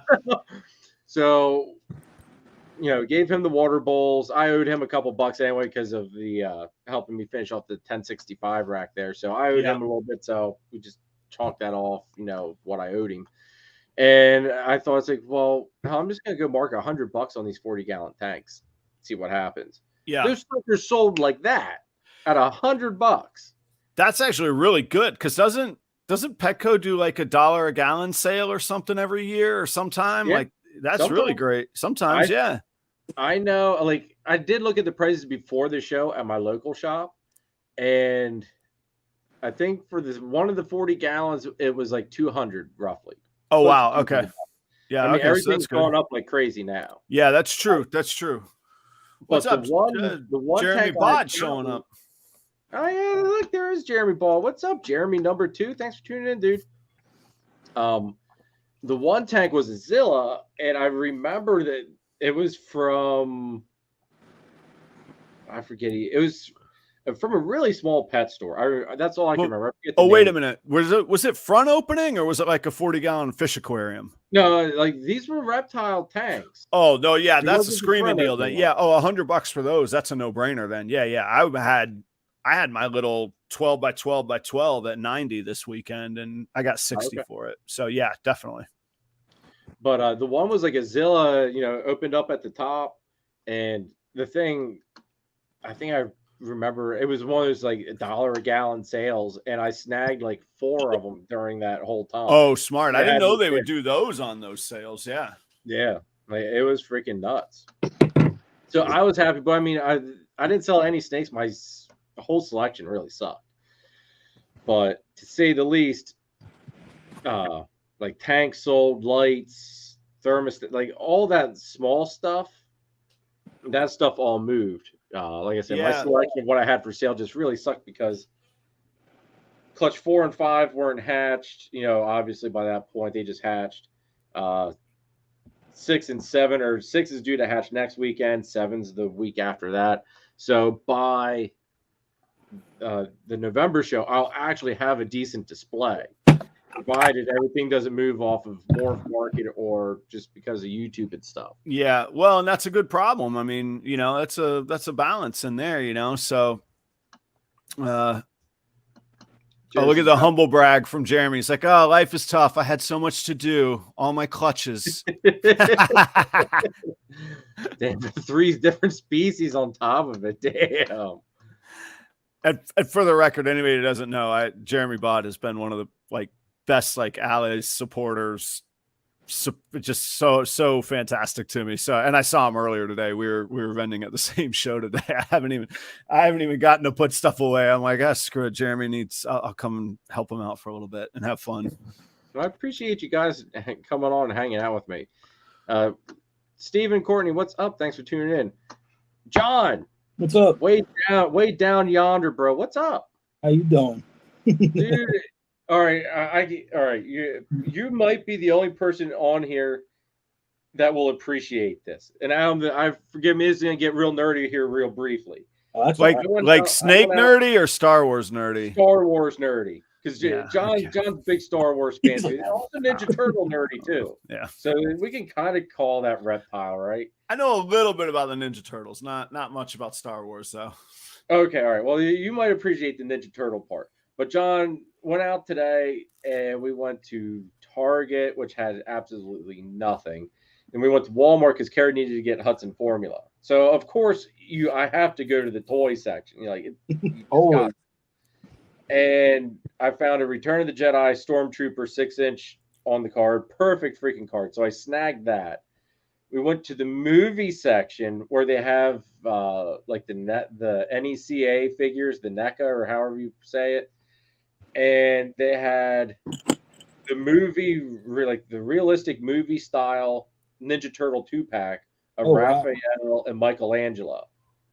And you cannot find those anywhere. And it was for the very first movie. And these things look like miniature 6-inch real Ninja Turtles. And where were they? Where'd you pick them up? Walmart in the movie section. Huh. So I saw that and I snagged the Raphael and Michelangelo because that was, Raph is my favorite. But then the really funny part was when I pulled it out, Hadley was in the cart. And Hadley loves Michelangelo. Yeah, Hadley thought she was getting the toys. I was like, try to explain that to a 3-year-old. She can't have the toy of her favorite Ninja toys. So Jeremy, I have a buddy that's really into Star Wars, and there's a long funny story about Rocky, which I'll spare you right now. But I sent him pictures of your room, which is where I was crashing when I was there. And my buddy's pretty funny. Without missing a beat, he goes, how many kids does this guy have? And I thought the joke was going to be about all the toys that you bought your kids, And I said, well, I think 3. And he goes, man, what are the odds? 3 for 3 on the 3 chances he's ever gotten in his life with a room like that.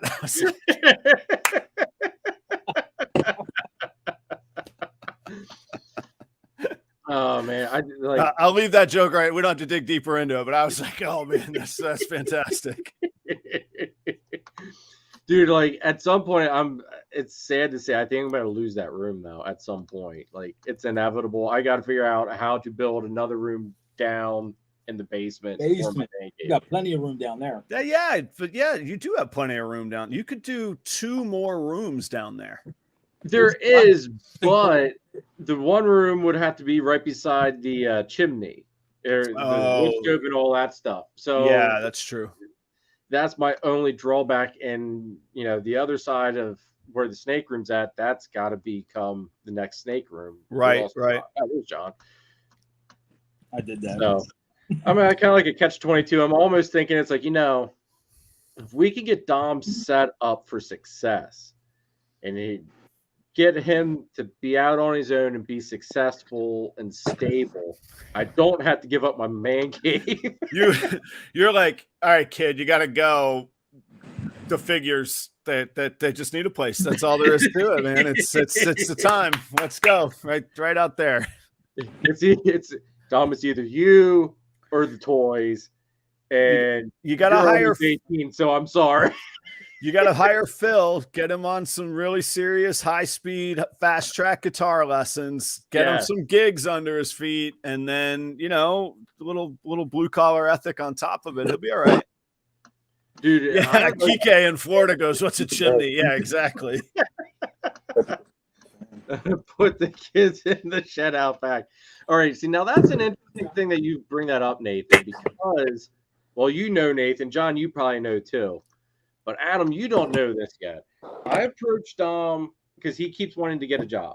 All right. He's very adamant about wanting to join the workforce, which I give him mad props. There's not many adults that want to go out there and work, let alone a 15-year-old kid. Right. So I said, because apparently, like all these jobs he's applied for, they don't ever call him back. So it baffles me because there's so many places that want help. And the only thing I can think of is the age. He doesn't have a car yet, so maybe that's all kind of like and it's super competitive right now. I mean, as bad as we hear the economy is, unemployment is at just historic lows. I mean, it's incredibly competitive right now. Yeah, like that's what I thought too. So I said to him, I was like, dude, like he's massively allergic to just about everything under the sun: dogs, cats, grass. Everything. I told him, I was like, I don't know how it would work with you. I was like, but why don't you think, like, I just basically threw him out a proposal of breeding rats. I was like, I don't have time for it, but it's like, if you can do it, there's money to be made doing it. I was like, you won't have problems selling rats because I've never heard of a rat breeder saying, I've got too many rats. He'll make more than you and I together. Even with my allergy, I'm like, I need a partner that I can finance their growth, and I'll handle the distribution and logistics, but they got to grow the rats. And I'm dead serious about that, man. Like, I mean, I've got my targets in mind and plans and all that, but like, as much as I love my snakes and crazy as I am about them, like, you're right. I've never heard of any market going, man, there's rats everywhere. We can get them for pennies on the dollar. Never, ever has that been said anywhere. Nah, you print money making rats. Yeah. Well, exactly. Yeah, that's kind of how I looked. I mean, Rick, the one main rat breeder up here that's close to me, I think he went out and bought a new Mustang Coyote or however it is. What's that? Their work. Their work. Oh, they are. I believe it. But I told him, it's like, it's like you're young. I'll help you get set up. The only thing I ask is the rats feed the snakes. So that way I don't have to keep going out and buying rats. So Chris from BNS, sorry, bro. But, if I can get, all my rats from Dom and then whatever, he produces, I told him, you can keep 90% of all the money you make from it. I was like, give me just a little bit of cut to make up for like the electricity, whatever that it takes to run this freaking shed. Because there's basically costly up. What's that? The upfront money's going to be rough, like building the racks and getting the air rate in there and getting all the racks you need to start breeding. Just all the upfront money. But once they're established, they'll take off. Especially you got somebody working them good. But that'll be a good lesson on like how a business loan would work. Make it like a loan. Hey, we're going to spend what, $3,000, $5,000, whatever it is up front. And, it's, X percentage of your revenue until this is paid off. And then we'll talk. Maybe you need to rent the space. Maybe you need to get out and buy your own space. We'll figure it out. But yeah, I like it. Shoot, man, I had some pretty serious talks at the show this weekend about learning the trade and the craft, man. Dude, like, I wish I had the time to do it. Because John, like, what do you guys do for your rats? Because you guys got a shit ton of snakes. Well, I don't have the room to do rats. I wish I did, but we get them all from Rick. Okay, So all right. You get yours from Rick. My bill every 2 weeks because I feed bi-weekly. It's anywhere between $600 and $1,400 depending on the time of year. And can you imagine 2 weeks? Yep. Can you imagine one customer, $700 a week average? Yep. And I got some dreams that need to be fulfilled, my man. We're one of his small guys. That's what I'm saying. Yep. Like, yeah. I was thinking I would be the logistics guy, like driving around town, delivering them, because my Tacoma has the separate like rear cab, so the allergies wouldn't bother me. Screw that. I need one customer or two customers at that scale. I won't say who, but I was talking to a breeder, and he's like, well, I have mine and I use about 1,000 rats a week. And then I have one customer that orders 800 rats a week. And I'm like, holy shit. Like, I'm sure it takes a while to build up to that. I definitely paid for that coyote. Yeah. But I mean, and I know I'm assuming they're more, but let's even say it was $1 a rat. That's $800 a week. Oh, yeah. Like I said, Rick has warehouses, so it's a way bigger scale. But even like you said, a shed, if you get all the rats you need, and just say you make triple, right?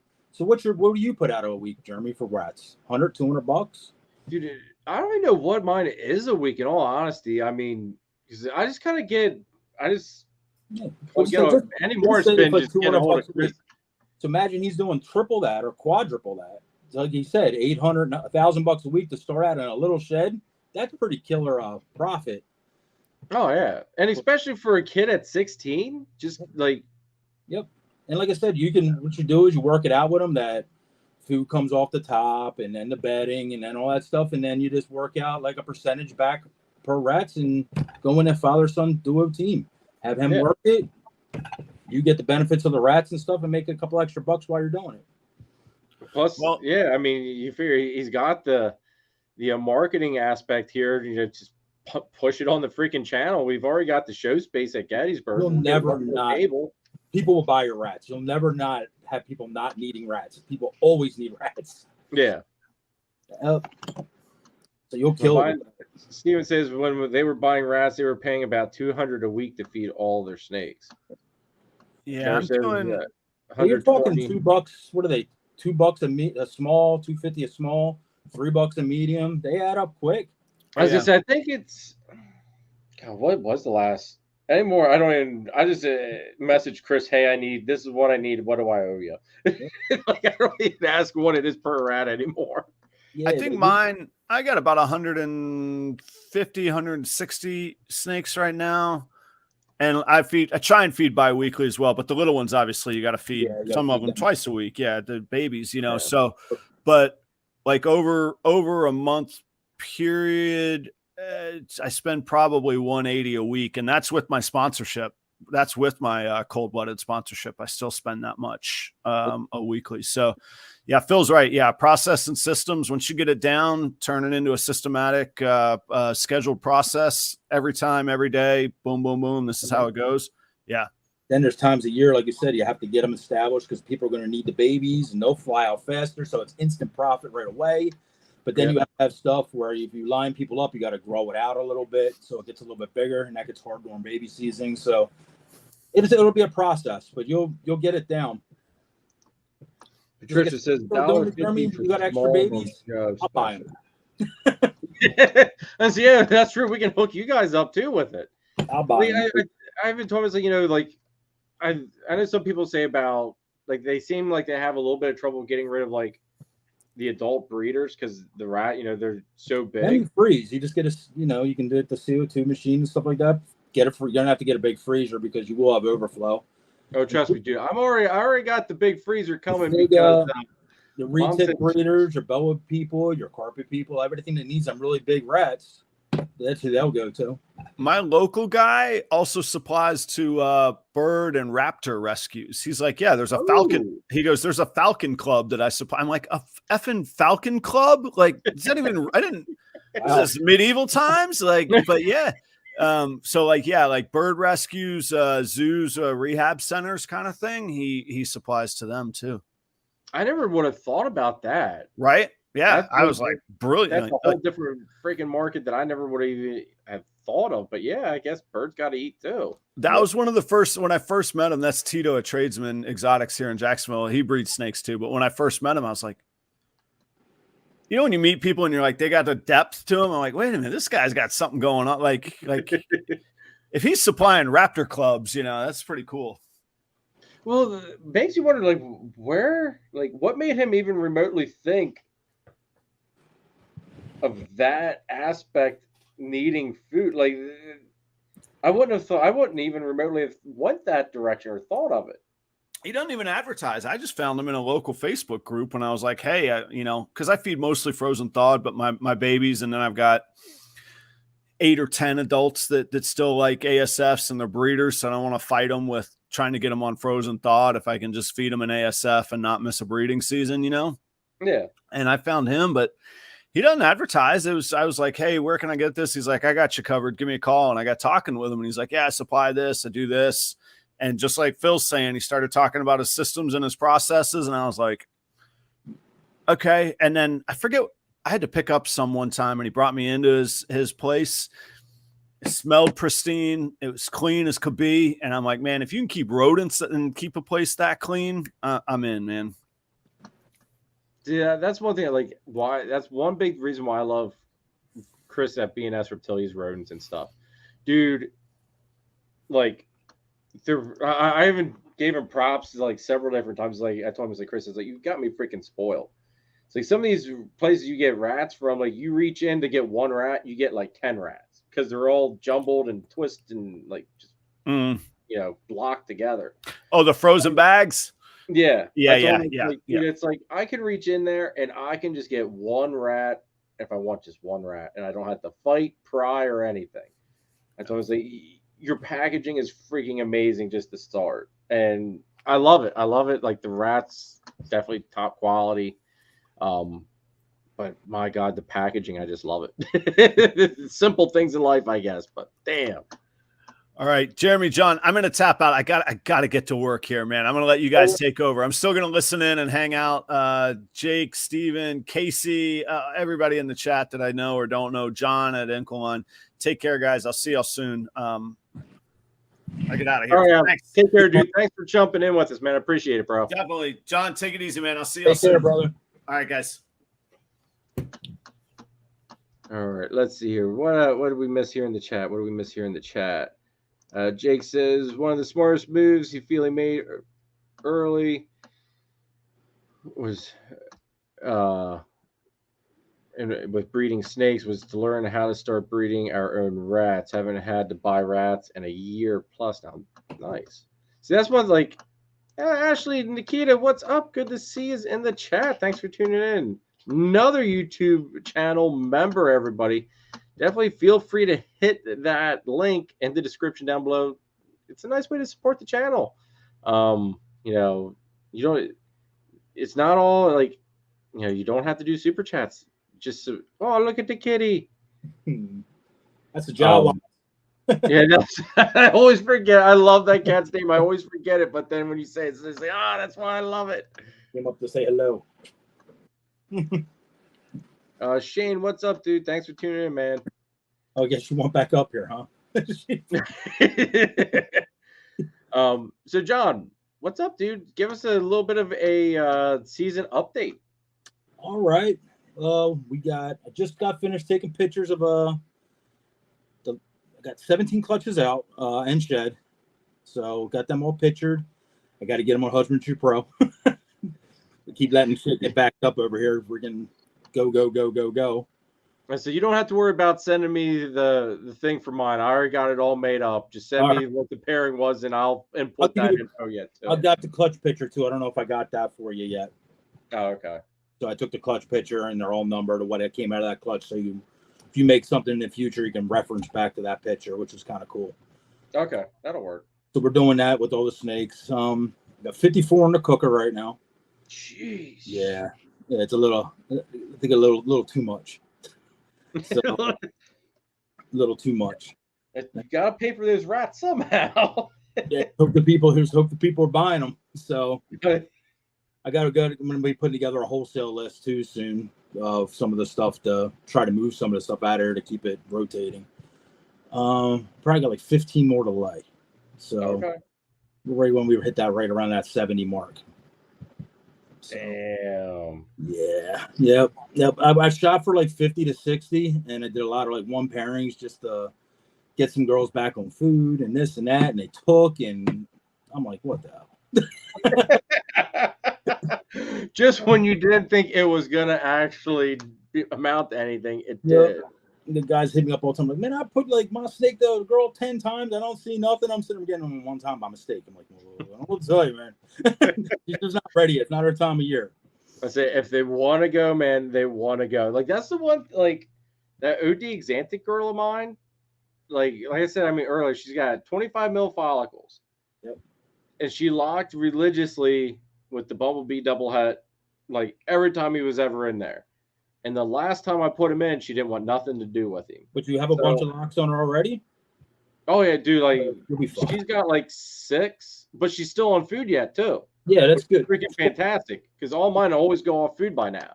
If you got a lock per month on average, basically back when you started her in November, I don't know when you start, but if you got a block per month, I would not sweat it if the males aren't locking, because usually males this time of year, at least for me, they're usually done. They're just like, I'm done with this. But the girl, if she's still building up, she already has that sperm 10 times over. If you said it bred and bred and bred, so she'll be fine. Okay.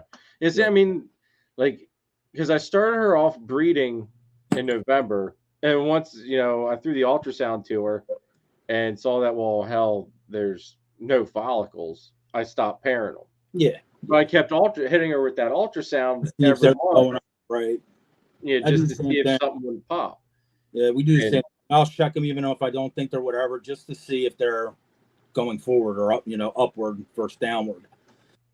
So it's a good practice, because, like you said, again, a surprise girl like that, like all of a sudden, boop, 25, you're like, oh shit. Yep.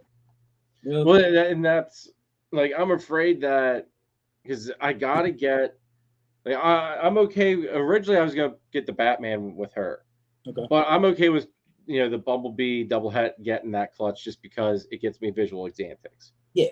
Now the one that I'm most nervous about is my pastel Xanthic girl. That I need that Batman to get. Like I've already got 2 locks from the backup male. Okay. And that was basically, just to get her started, because she was starting to build, but now she's starting to build even more aggressively. I think basically because of those 2 locks. But that was to my Mardi Gras.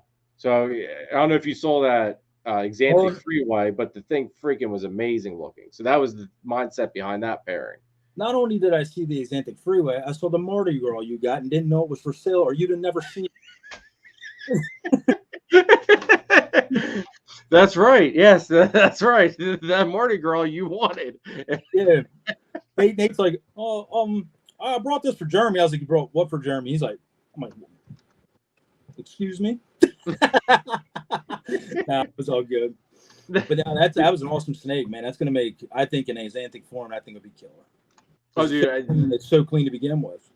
That's one thing I'm really super excited. Like, just those like, oh, man, I have a great vision. Yeah, it's going to take what? Just figure the long run 3 years to even remotely have that shot of hitting that Xanthic version. But yeah, it'll be worth it. But see, all right, now here's the funny ha-ha thing, though. All right, Nathan sold me the Mardi Gras that you wanted, all right? Mm-hmm. Did you hear what Nathan did to me? Oh, man, what did Nathan do to you? Nathan sent out a list in our Instagram group chat going over all these females he was going to be letting go of that were close to breeding size and or having follicles building. Okay. And he messaged me asking me personally, and he goes, "Hey, are any of these ones that you would be interested in?" He goes, "There's a few I think would work really good with your projects, but I'll let you decide." So I went through the list and I was like, I like this, and this. Mm-hmm. And one of them was an Etchy Het Clown. Mm-hmm. Okay. And he goes, "All right, I'll put your name on them. You're good to go."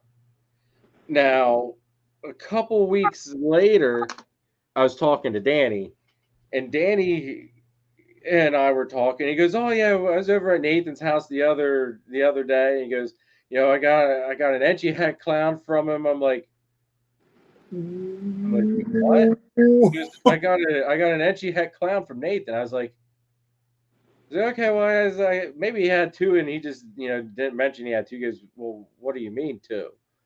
Because I think he only had one. If he had two, I would have gotten the second one. I was like, "Well, I was supposed to be getting an Etchy Het Clown from Nathan." And he goes, "Oh yeah, I don't know." I was like, "Well, hey, it is what it is. Even if there was only one, it's whatever." So I got curious. So I called Nathan up. I was like, "So." Danny says he got an Etchy Het Clown from me. He goes, yeah. He goes, "Yeah, Danny got an Etchy Het Clown." I was like, "So did you have two of them?" He goes, like, "What do you mean two of them?" I was like, "Well, one of them was supposed to be for me." And man. Hey, what did he do? And he said, "I pulled a Danny on you." He pulled a Danny to Danny. Exactly what happened. Oh man, it was just like he felt so bad. And all I could do was I just laughed hysterically. Oh, God. I could see how that happens though. Like I said, it start getting stuff and start going shooting everywhere. You're like, yeah. Oh yeah, and the thing was, like, he wrote down everything as to what I was going to be getting, but for whatever, or how was it? He crossed stuff off, I guess it was, on his list, but he crossed off the wrong thing. He crossed off an albino something instead of this Etchy Het Clown. So it was just funny though. Oh man, it was absolutely hilarious. Oh man. So if I would have had that Etchy Het Clown, I probably could have gotten 9 clutches this season. Yeah. But yeah. What the hell? Nathan just keeping the man down, just trying to keep the man down. Yep. I think that deserves like a 50% discount on a bag. Don't you agree? Yeah, why not? Shit. Yeah. Why? Hell, why not? Hey, why not? Oh shit. So what do you like? What's your next big pairing or clutch that you're anticipating? Like, what's your big clutch for the year? Because I think that lace clutch that I got that boy from, that thing there, I think that was probably one of the better clutches, I would say, for you. But I also don't know what you've got cooking on the back burner yet, too. Let me look. My biggest clutch of the year went belly up. Oh, don't. Yeah, it was devastating. I found out this week. I went in for another clutch to look at it, and it was the Clown Pied Citron Enchi to a Black Pastel Citron Enchi Clown Het Pied. So we had 6 eggs. So it was a double visual to a visual het. So we could have possibly saw what the Super Citron, Super Enchi, or Black Pastel Enchi might have looked like this year, Clown Pied. So 4 of them went bad. I don't know. Like I said, she was on them good. Everything was good. They checked out. Good veins, everything. They just didn't make it. So there's 2 eggs left, but I don't know. I don't know if they were connected to the bad ones, so they have some of that slop on them, and so we'll see if they make it. But the biggest clutch of the year this year did belly flop on me. But we got, like I said, there's a lot of fun stuff coming though. Let me see what's coming up like next that's gonna hatch. You have any batter stuff coming out this year? We do. I got 1 clutch for Matter. I did the Fire Citrus Pastel, or it's Flame Citrus Pastel 8-ball Matter to my pewter. We do that pairing every year because she usually does some great straight matters. They're very compatible. Okay. We did do the Red Xanthics Blackhead, the Cinnamon Champagne. So I'm going for basically gargoyle matters. Yeah, he's For anybody that doesn't know what a matter is, she's looking good. You did get a girl, right? This is she, no, right? this is the male. That was the male. Yeah, this is the male because I got the that black pastel Huffman from Nathan, which was female. Oh yeah, that's to gonna pair him too. Getting Huffman to that be neat, making the Huffman basically Huffman black pastel or cinnamon matter. Because we went the other angle with it this year. I did the red Xanthics blackhead to cinnamon champagne. So I'm going for basically the gargoyle matters. Oh. So they came out cool. We made them about 2 years ago. They come out very gold. They come out like a goldy color. Come out gold with the matter pattern. And I'm trying to put blackhead on top to see if it starts taming back the pattern towards the dark again. To try and so what we're doing is trying to get the matter project to stop with the kinking issues with the super cinnamon, super blacks, 8 balls. So I'm trying to introduce head red Xanthics and stuff like Huffman, and get them going. Okay. So do you think adding genes to it will help? I'm adding the genes and stuff, or I'm adding the gene like a blackhead to it to try to bring back the darkness because because now since we're doing like red Xanthics to a cinnamon, you get that things called gargoyles. But when they hit with the champagne, it's a very goldish, like heavy gold snake. It's really cool looking, but it has like a dark outline on the outside. I'll show you one real quick. All right, yeah, pull one out. I'll put you up on the big screen here. Nah, she's in shed. Everything's in shed every time I talk to you, Jeremy. Oh, but look at dude, I like that a lot. And her color is absolutely intense when she's out of shed. So right now she's very ghostly looking. But that color, so I'm adding blackhead into that. So I'm going to see what happens with the blackhead hits in here and see what kind of color that turns. So we used a het red, or no, we didn't use a het red. We used the actual red Xanthics because now it's super on super. To go back to some of the matter stuff we're going to be making soon. And dude, that's beautiful, man. Will says, what's the difference between matters and urban camos? And I think Jake here answered it. Champagne gene and sandblast. Well, champagne, sandblast, and the het pied. Well, the het pie part, like I said, the het pie part can put the ringers more intense on a super combo. Champagne does its own ringers. Like these are possible het pies, the ones I'm showing you. When I started with a cinnamon champagne het pied. So I think it did carry through some of this stuff to really give it some high. Ooh, look at that. So this one here is pretty neat. It's just a flame, black pastel or cinnamon champagne, but that's the ringer on it. This isn't even matter form. Dude, that's freaking badass. I like that. Yeah, we can get them to turn this color, but when they hit the matter, they usually turn gray. So this is more along the lines of what I was telling you. Like when she's out of shed, this is more along the lines of what she kind of looks like, which is like it's different genes, but it's that coloration. Yeah, dude, I like that. See, that's what champagne's something that isn't talked about a lot, but it does some really cool shit. Yeah, it works really good in the supers complex. I'll show you another one that's bigger. This is with pastel on top of that. So it's flame champagne, black pastel cinnamon, and a pastel really. These come out almost white when they're born. And this color comes in as they age. See, the thing that I love most about all the gray matters and all that is the white lips on them. The white on the face it's such a cool touch to them. Yeah, that's my favorite part about them too, Jeremy, is them white lips. Not all of it, it doesn't happen all the time, which is it's just a random thing. This guy's in shed too. This is ooh. So this is more like an urban camo kind of thing. There's no champagne in this one, or maybe there is champagne, but it's just really head heavy. I'm not sure. Dude. We made this guy with either het red Xanthics or Huffman. Because I did a Huffman goes to a 8 or no, it was a Huffman goes to a cinnamon champagne and a Het Red Xanthics honey to a cinnamon champagne, and this is what came out. So it's basically a Who's Your Daddy's clutch. So we got to find out if this is Huffman or Het Red Xanthics. Dude. So Is it male or female? It's a boy. Oh,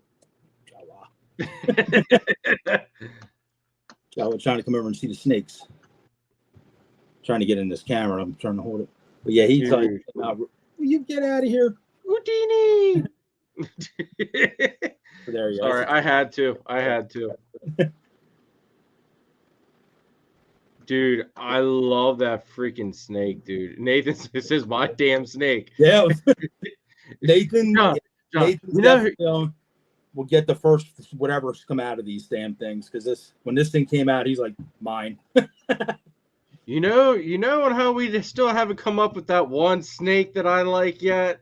I think Nathan, I'm calling dibs. Yeah, that's cool. And the next step too is, like I said, I'm gonna talk to Nathan and get with him about it. Is like because he's doing some sandblast stuff. Is to get that stuff to actually go for urban camo, put the camo into this matter stuff and see actually what happens. See if it does bring back some of that crazy pattern, blotchiness or whatever. Because I've been making knockoff matters forever. But the thing, like, they look freaking beautiful though. So, like, can you really call them knockoffs though? I call them knockoffs because the supers I've been making for years look urban camo, but I never had sandblast gene to actually technically tell people they were urban camos. Yeah, I had a gene called Fader that was in them. Old gene that was kicked around a long time ago from a nerd, basically, and I think that might have had something to do with the dark and light patchingness of stuff, but I don't know. So I actually want to get actual sandblast into it and actually see if it whatever. See now, thank you, Nathan. Now, since you're in the chat, you can answer this. Did you hit any urban camos this year? I thought he hit one. Yes, he hit. Okay, I was gonna say I thought he hit an urban camo clutch, and I hit at least one. Yeah, he hit it, and it's sick. That's what Christina and him are fighting over here. You want that snake? Trade me that snake. See, those two know how to negotiate. Yep. Nathan says won't be the first time he got beat by Christine. Ashley, John, and Christine, do you still have anything left from the Blackhead Red Stripe Hypo Clutch 4? Yes. Blackhead Red Stripe. Let me look what's left. If you want to show anything off for the people, John, feel free, dude. Show it off, because you might be. Ashley and Nikita might be ready to, pounce on some. Nathan says cutting clutch 2 in a few minutes. Oh shit, Nathan! See now, Nathan, you need to come on here and cut the clutch live. That would be outstanding marketing, bro. Live clutch cutting, which is what I'll be doing in 2 weeks here with everybody. Send me them pictures, Nate, when you've done cutting. Or John, you're supposed to urge him to come on live and just do it so you don't need to see pictures. Let's go, Nate. Get on here. Give in to the peer pressure, Nate. Give in to the peer pressure. I want to see your cutting skills.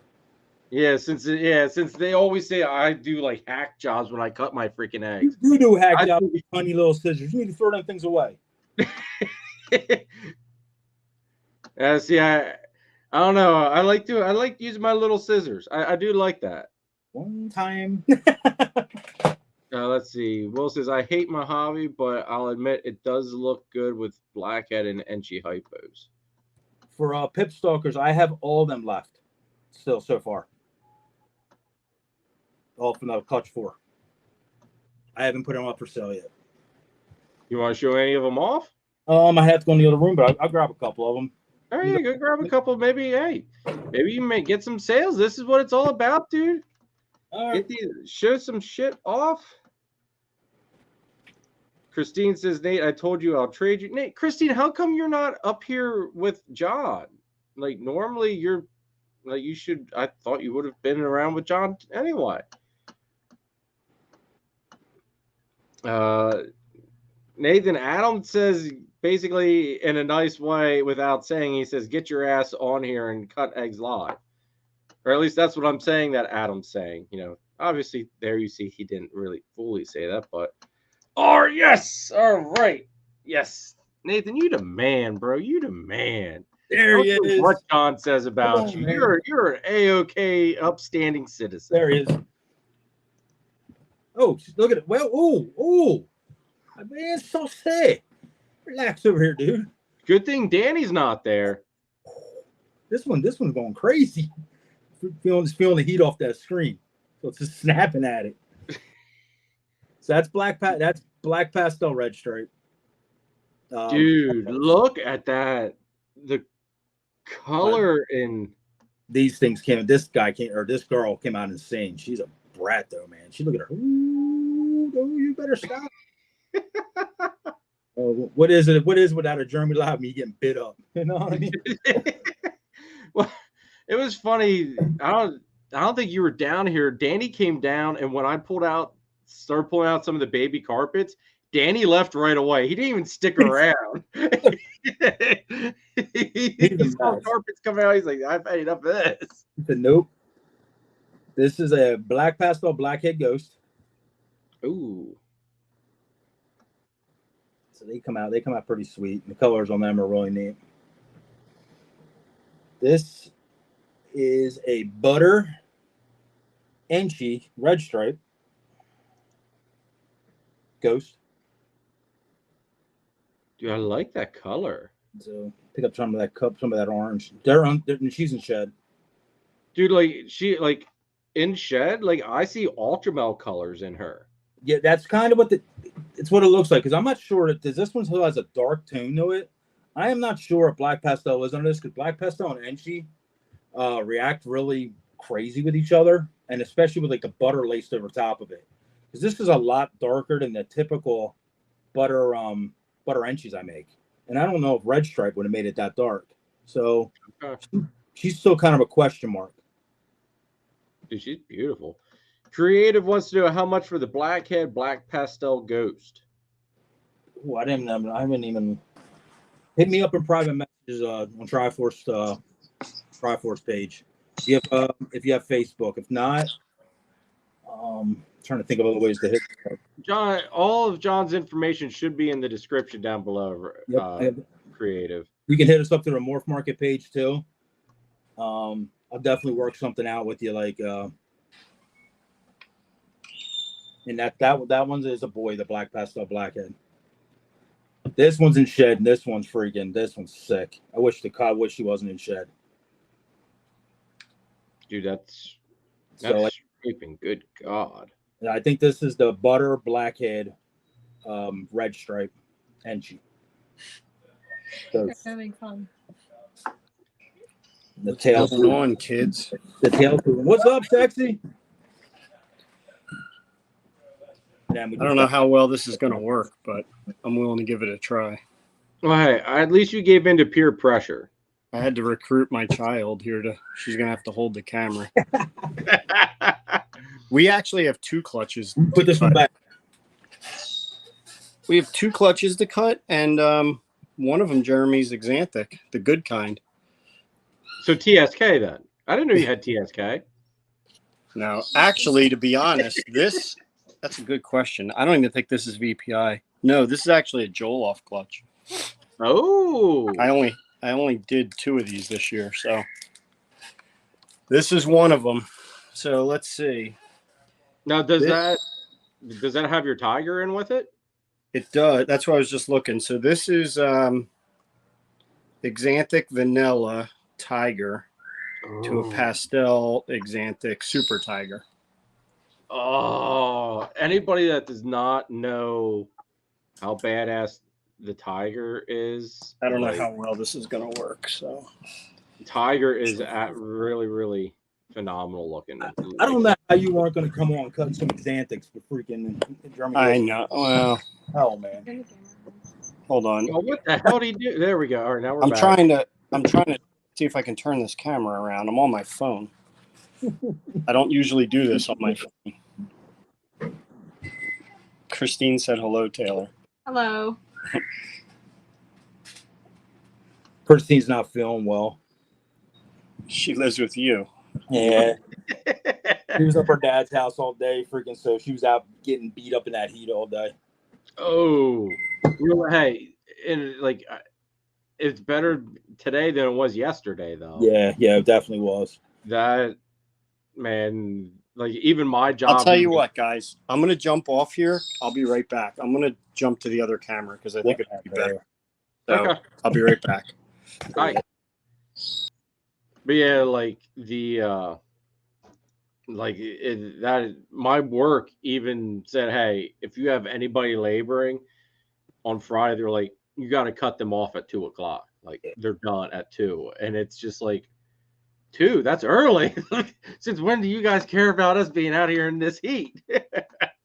Stick out in that crap, man. Dude, it was bad. I mean, I was even in my air conditioned cab. If you didn't have the AC running, dude, with all the sun beating in on all that glass, it was brutal. Even with the AC on, it was toasty. You're probably losing a pound a minute in sweat. Yeah. Some dehydration. Ashley, if there's anything that caught your eye there or anything from that clutch that you're interested in, make sure you hit John and Christine up. Like I said, their links are in the description down below. So definitely hit them up for that. I showed you that other blackhead black pastel ghost. Now, this is another version. Now, we don't know what else is in this snake.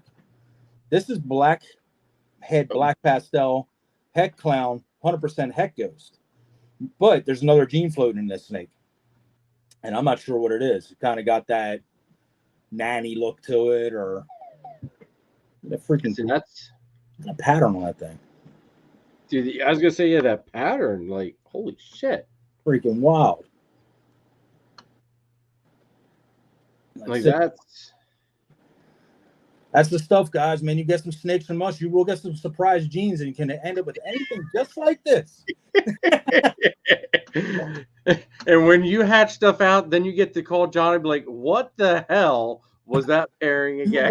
If you want mystery genes, and they're fun mystery genes, but they're little head scratchers, definitely come see us, because after a decade of doing this, just keep putting stuff in, this stuff pops up, and every year it never ceases to amaze me. Something.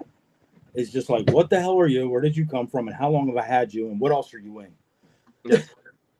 Kike heard you say nanny, and he perked up real quick. The thing is, I don't have a nanny in my collection, and the adults don't look it. That's the problem. Like that snake, it was like just a random came out of that clutch, and here you are. It's like, what the hell? Because I've made a lot of black pastel blackhead combos, especially with heck clown and the heck ghost and all that stuff. Hold on 1 second. Well, I know like that. Those pastel double-head Xanthic DGs that I made. When I had someone comment on a video recently saying that they think that it's Orange Dream in there, it got me really thinking. It's like it could be. I mean, could it be because like the female is super clean. Like there's no traditional alien heads that would come with a pastel look. I look at it this way. I'm guilty of it, just like pretty much a lot of these guys. I know genetics pretty well. I've been doing, like I said, studying a long time. But there's some snakes the stuff's in stuff, and I just I may not just say it, or I'll talk to you about it. Depends who's buying it, of course. And I don't charge for it because I don't know. How can I charge for something I can't? So you're getting bonus stuff, and then it falls in this day that goes here and it goes there, and it falls into your hands. And all of a sudden, it's a couple years later, and it's like, what was used to make this snake? And this goes on all across the nation. So the cool stuff just keeps popping out. I don't complain about it, man. I love different. Every time I cut a clutch and something in there weird, I get excited. Oh hell yeah! Oh my goodness, look at that. So that's blackhead Mojave ghost, 100% head clown. Dude, that is freaking awesome. These come out later. The blackhead and the ghost stuff is like way up there in some of my top I love making. And this one's in shed, but this one's with yellow. Can you guys hear me? Yeah, we hear you. Oh, then now we got visual. and that's with some blackhead Mojave yellow belly action. Dude, that's nice. Ashley says, sent you a message on Facebook. Been patiently, impatiently waiting for you guys to get them posted. Yes, I just literally took all the clutch pictures today. I had a couple done and I put them out. The ones you saw, but I just did, I think, from 8 to 17 today. Oh, okay. So they're all now taken, and then we got to get them loaded in the morning so I can get the tags all printed out. And, Yes. we've been just working like doing her tag. Sydney. She's like, what is this? Can you like sound? And I was like, Nathan up here on the big screen once. It's here we go. Dad was smart. He would never turn me before he went live. all right. You just hear Christine, again? actually, she said she got you, responded back already. So Christine's on the job. Thanks, Christine. You're the best, sis. Christine's watching me in the bedroom. There's two ways to take that, John. One way we're not going to touch. You know, she's making sure I'm being a good boy. Charlie, Nathan does have a bird. He's got God, is it a cockatoo? Wait, is it a cockatoo? Isn't that what it is? It's a big white thing. Oh, there we lost Nathan. What the world? He's trying to get set up. Man, he's got all these little. He's getting it together, Jeremy. This is a production right here. Hey, he's building suspense. He's building the suspense. But yeah, he has a bird. It's a parrot, cockatoo thing, badass looking. Like, I think it's a cockatoo. Thing's huge. I think it's white and it's got the yellow mohawk thing. It does nothing but talk to Nathan. Does nothing but just talk. Yeah, he's really cool bird. Like, I'm not a bird person by any means, but he's a pretty damn cool bird. I'm not gonna lie.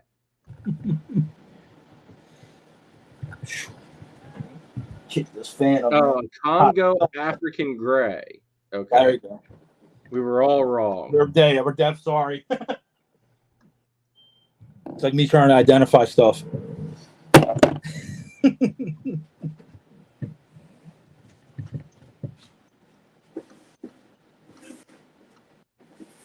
No, you're good, Nathan. You're good, dude. You're good. While we wait for Nathan and I don't know where John just up and disappeared. Next week, everybody, I have Sean from Pie and Joy coming on. Going to be John went out and got more snakes.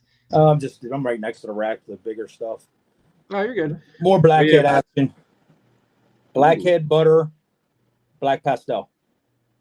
Very nice. Ghost. Head clown.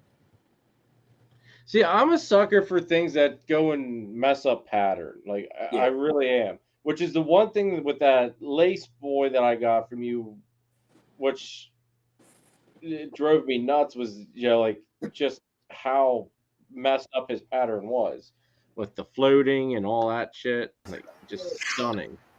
Pattern disruptor. Right. Nathan's back. Nathan's back from the Congo. Oh shit!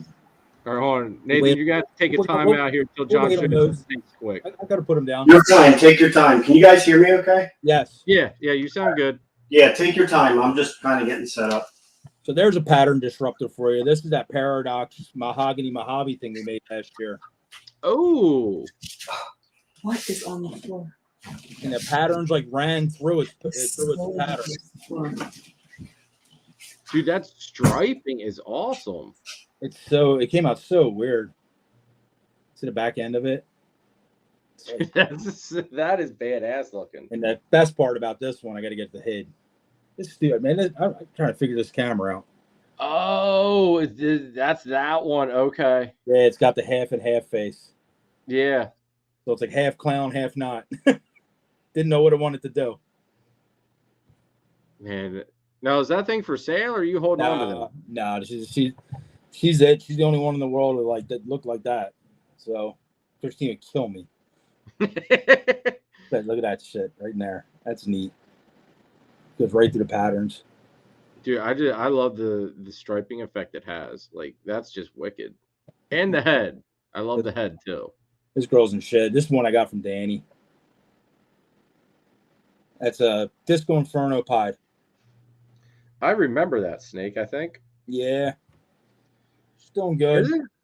Isn't that the one he was on with for like that the Samson Snakeatoriums thing or something when they were doing the snake judging?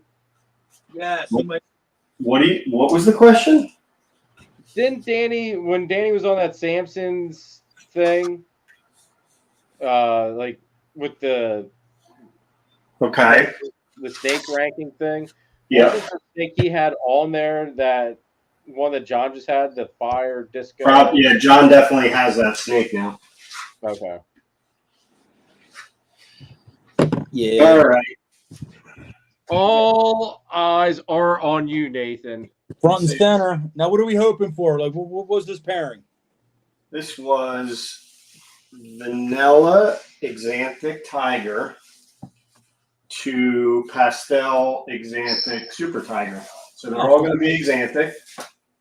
We got pastel and vanilla to play with, and everything's going to be at least Tiger, and there could be some Super Tigers. Oh, sweet. So these could be sick. The tiger stuff is. I've never seen Super Tiger, so this could be interesting. when we get done, I'll show you a Super Tiger. I'm sitting there talking about your little damn scissors. Look at this man. Like, right? What's that? I said I'm sitting there busting on Jerby with his little peanut scissors, and look at you. His look like a bird. Well, the good news is it's Exanthic. So let's see. I'm going to see if I can give you guys a little peek. Well, we can see it. It looks good. It's pastel. Might be vanilla too. Look at that blushing. Yeah, a lot of blushing. Yeah, I think you hit the mother load on that one. Active little thing. I'd say that's yeah, that thing is really blushed first out. cut, you might have hit it all. First egg out, not bad. You guys brought me good luck. Yeah, that thing's super light. That's neat. I love that. I love all that white. That is, and it looks like just a straight tiger, not a super. All right, until you hit a super that got a big J on it. Next. Nathan, is Tiger blade like?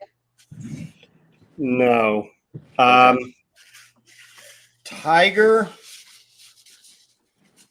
So Tiger gets reduces the keyholes in the alien heads, and it's also brightens it up. It helps with contrast, especially in the Exanthic stuff. Once we cut these, I'll show you guys a regular tiger and a super tiger. You'll kind of see what I'm talking about. And for everybody watching, Nathan incubates over water, and it works very well. Yeah, I can show you. There it is. We just water in there. We just switched to this year, and it's been our first clutch is actually coming out within the next couple days on that. Yep, just water. I don't typically run into issues. I don't know that I've ever had any type of mold issues. I know a lot of people struggle with that. I don't know whether that has anything to do with it or not, but this is the only way I've ever done it. So mold with the water, or mold with no, just mold like on the eggs. Yeah, having eggs get moldy. We just cut ours yesterday, and it was all good. Nice. Oh, you cut the clutch that was on water? Yep. Oh, nice. Yeah, that's where I got them. Found out my 1/8 ball's fire. Yeah, it was fun, but it wasn't fun. All right, we got a super tiger, so I can show you guys here. I don't see pastel or Exanthic. So that one looks dark from here. It's dark. Can you guys see? I don't know if that looks like a black hole. It does, don't it? It looks like some GHI combo or something. It's weird. It's not though. No. Hold Even on. looks kind of half silver. It is. It definitely is. Tail That's shine. cool. All right. Let's see. Is that? I don't know if you guys can see this. Notice the alien head, the banding, and there's no keyholes. The alien heads are just solid. Gotcha. Yeah. That's a super tiger. I like that. It's playing with the colors. It's very silver. And that's not even a visual Xanthic either, There, right? you can kind of see the No, it's banding visual. that goes up over the back. It's visual, Yep. Jeremy. It's a Xanthic to a Xanthic. Oh, okay. It was, yeah, all right. Yes, sir. Yeah, there's silver. That's cool looking. Yeah, All that one's right. kind of cool. Back that up. All right. Let's do the next one. You got some people excited in here, bro. Well, I'm glad the timing worked out. It would have been earlier, but Jeremy kept bothering me about coming on the show. I was looking up thermostats when he was talking about it. I'm like, shit, let me hurry up and get this done. What thermostats were you looking at? Oh, hooking up. I had a baby rack that I took down for the year and I put back up. Now the babies are ready to start going in it. Oh, okay, gotcha. I redo the baby redo my thermostats every couple months just to go through them, check the tape, clean up the probes, all that shit. Oh, okay. It might be a little overkill, but I'm paranoid. Hey, dude, I don't think there's such a thing as going overkill when it comes to your thermostat stuff. Yep. Probably we should all go over in the chat. I'm thinking this one is what hit the vanilla and the pastel. The Super Tiger. Ooh. It is a super tiger, and it is pure white and black. There's no in between on this one. Sweet. I can't wait to see these out. To be honest with you, this is the brightest one I think I've made yet. This is the first time you put vanilla in them? Oh, look at that. I've never put pastel with vanilla before. Oh, they're gonna be so insane, man. Just regular pastel and vanilla without Xanthics or So anything. you could see they're straight. This one's straight white and black. Yep. See?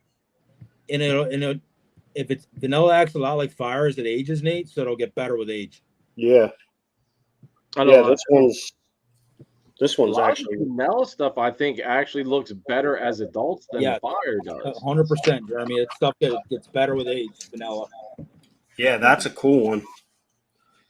like vanillas, and when they're first born, they're hard to tell. Like unless you knew, like use the super or whatever, you're like, But as they age, they get that really intense color.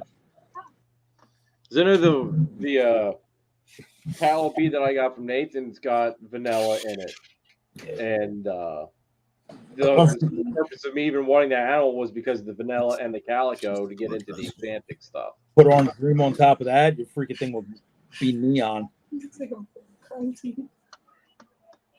Get some Orange Dream on there, it'd be like a nuclear reactor. That would be sexy looking. Vanilla looks better than fire, and a lot of then there's genes that fire look better, and it's just vanilla has its place. Spider and pastel and stuff like it kills it. Yeah.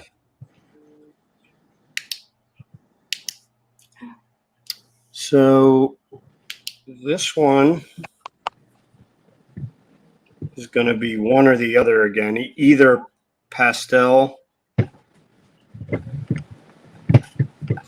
It's either pastel or vanilla. Regular tiger. Let's see. We got a head. This one's looking at us. I don't know if we can.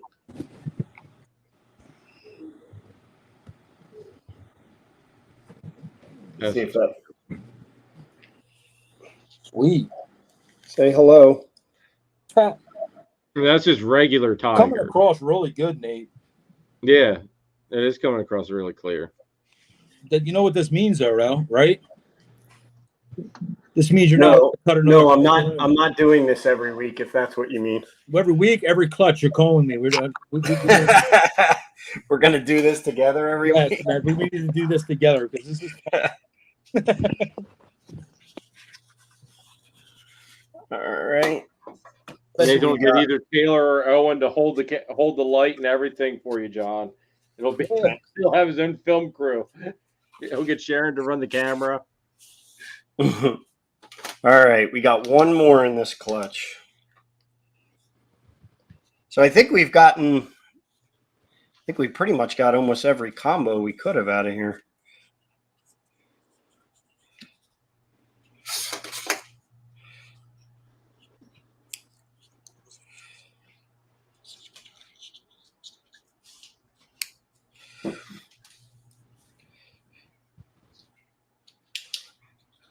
Okay, this is a regular Tiger. I'm gonna say this one is. I'm gonna say Tiger and maybe just Tiger Xanthic. Maybe maybe pastel or fennel. It's hard to say.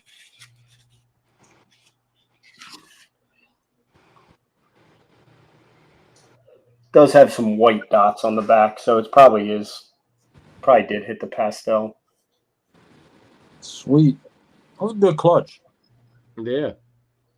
Especially Yeah, because it's Atlantic. Kind of cool. Nice and clean stuff. All right. We will put these ones back in the incubator and grab the next one. Bye-bye, Preston Seal. Where's the lid for that? Well, I'm taking All right, give me 1 second. 1, 2. Moving on. Where's the lid? Yeah, I'll be doing my own egg cutting on August 12th. Well, August 12th, I'll be cutting a clutch on here live. Kind of my apology for having to do a solo live, and I'll be really pushed anyway because I have Carpet Fest that day. So I'm going to go to Carpet Fest, come home, do the live, get to bed at a decent time, and go to Comic-Con. Comic-Con. Yeah, Comic-Con's on the 13th. Where's Comic-Con at? It's Steel City Monroeville, so all but Pittsburgh area. These are some huge eggs. Actually the same place where they have one Pittsburgh reptile show at. Okay. Yeah, I've never been out to Pittsburgh. Oh, okay. Dude, that con's really good. They've got Lando's gonna be there. Warwick Davis played Wicket and Willow. He's gonna be there. Mike That's Tyson awesome. even. Mike Tyson. Mike Tyson. That's freaking awesome, though. You guys are nerds. Well, dude, like they've got like this show's lineup is like all over the freaking place, like just all over the place. All right. Slide over there. It's okay. So I've not done this parent. So John, you kind of know about this because we discussed it. So my last urban camo clutch was the same male. Okay. To a different female. She was. So the female in the last one was a flame cinnamon citrus pastel, and the male in both this pairing and that one is a cinnamon pastel sandblast double het pied ghost. So the difference on this one, I wanted to try. So a traditional sandblast is a super cine sandblast, either pastel or super pastel het pied. On this one, I decided I wanted to try and see what happened if we did the allelic combo. So instead of super cinnamon, we're going to do cinnamon. This is a black pastel het pied female. So They shoot rape balls. yeah, with sandblast, we could hit some visual pieds in here because it is het to het. So, and it's a decent clutch. I mean, 7 eggs. They're I don't know. These are for pieds, or are we hoping for not pieds? I don't know. I'd be okay with a little bit of both. These are some. I'm not gonna lie. These are some giant eggs in this clutch. They look it. Like, no joke. I don't know if you can see this, how big this egg is compared to my hand, but It looks big. it's huge. So let's see what we got. 8 balls, sandblast. Yeah, if we hit pied, John, you'll be better, hopefully, at identifying if we hit them in pied, because that might be tough. You'll know if you hit pied because pieds are low white or high white. I'm sorry, they're high white. Yes, high whites, right? Combos. No, I'm saying not if we hit pied, but what genes would be in them. Yeah, you'll know if the black pastel or cinnamon hit. My God, these are huge ass babies.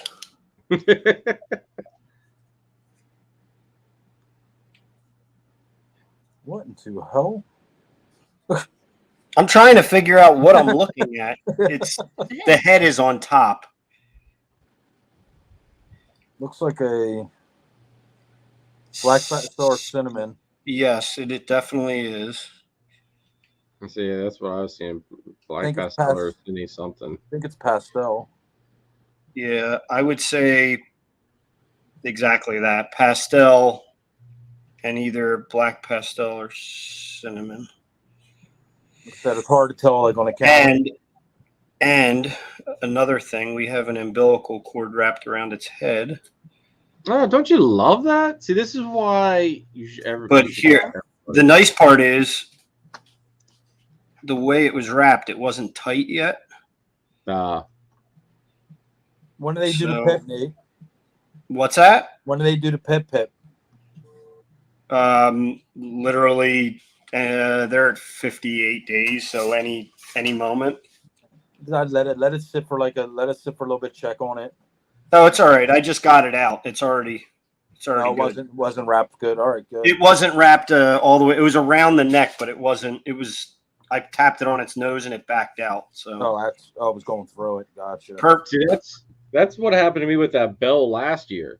Cut it, and first thing I noticed was it looked like it was hanging itself inside the egg. And you just tapped it on its nose, pushed its head out, and it was fine. Then after that, you ever get into trouble where you can't fix it? Get unscented dental floss, tie it off, make sure you knot it real good, and cut below it. Yeah, top the sack off, because if they absorb that in, basically, if you get it undone and the blood was stopped too long, they can get heart belly. Oh, okay. Because it kills it. The bloodstream, if it's stuck too long, it kills it, basically. So you have to get that sack off. But don't do that if they tie it, like tie it in a knot, or really see that white where that egg, where it's all red, it goes into them. That turns like a real white when they're all squished up against it. Then you'll have to get it off and tie them off. Oh, okay. Yeah, because we've seen them suck it up, and they will suck it up, and they will get hard belly. And once that happens, it's not good. So I remember watching people work out hard bellies, and that just freaks me out. We've done it. I've had a couple survive it. It's pleasant. Yeah, it's kind of gross. Oh, I bet. Oh boy, this is a busy one. Looks like a pewter or something. Why does that look leopard? I don't know. It's very odd. The pattern on the side is. Check this out. Is the male pied? The male's het pied. Male's het pied. The female, both of them are het pied. It's got a very leopardy look to it, man. It does. Yeah, because that's what I was even thinking. I was like, how did Nathan miss the side pattern's pretty crazy. Yeah, let's see that one when it's out. That was cool. Sandblast do that? Because I mean, it's hard to tell, but I think Sam is more like just a reduction gene. I don't know if it spins sides up like that, but it could. I was thinking. I mean, it kind of looks like it's maybe fading at the bottom, kind of like what Sandblast does to an extent. It does look like that a little bit for sure. It has a pewter leopard look to it. That's crazy. Yeah. Well, that one's cool. Yeah, it's kind of cool. Something different. That's a mystery snake. They're beautiful, though. Patricia wants to know: is hard belly something that they come out of the egg with, or does it develop days later? So what hard belly is when a baby snake is born, there's a sac that hangs from them, and it's basically their umbilical cord goes into it. So what they do is they suck all that into their body as basically their first meal, their nutrition. When hard belly happens, is that sac basically it dies. It dies off, and they can still suck it up. So they're sucking up. How do you go with that, Jeremy? Like dead tissue, basically at that point. Like it's just like it's a mass. Basically. It's a mass. There you go. So when that gets sucked into them, it turns hard because it's basically it's dead. It's not good. And then what? Kind of like a hard-boiled egg inside to an extent. There you go. Yeah, perfect example. It's like a hard-boiled egg, plasma. Like it's just yucky. And if that happens, the belly of the snake will get real hard, and it's basically rotting inside of them, and it could kill them if it's not taking out or caught fast enough.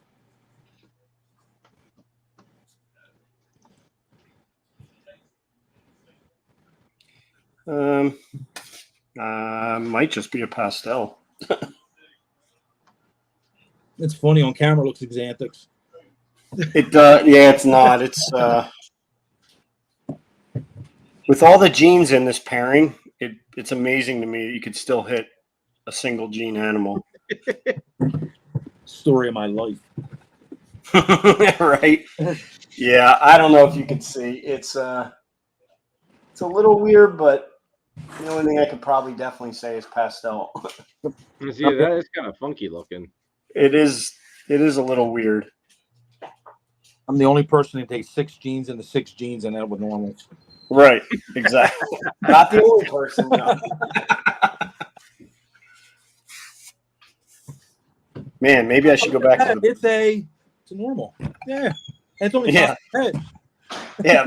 It might be a normal. That's the funny part. I might have hit a normal in this clutch. You're welcome. You shot all your luck off there on the Xanthic clutch. Well, see, that's why I use these scissors. It's shaped like a bird, so I produce a lot of bird food with them. I knew he was going there. Now it all. I was going to make a comment earlier, but I wanted to wait till he was done cutting. See, I can't believe nobody commented yet. To be honest with you, we were done cutting and be like, "Damn, look at all that bird food you cut with the bird." Yeah, food. exactly. You took the thunder away. Damn it. At first, I thought the snakes would get scared into being something nice, but it's not really working. What are you, 3 deep? That means you got 2 supers left and the pied. So let's see what happens. Perfect.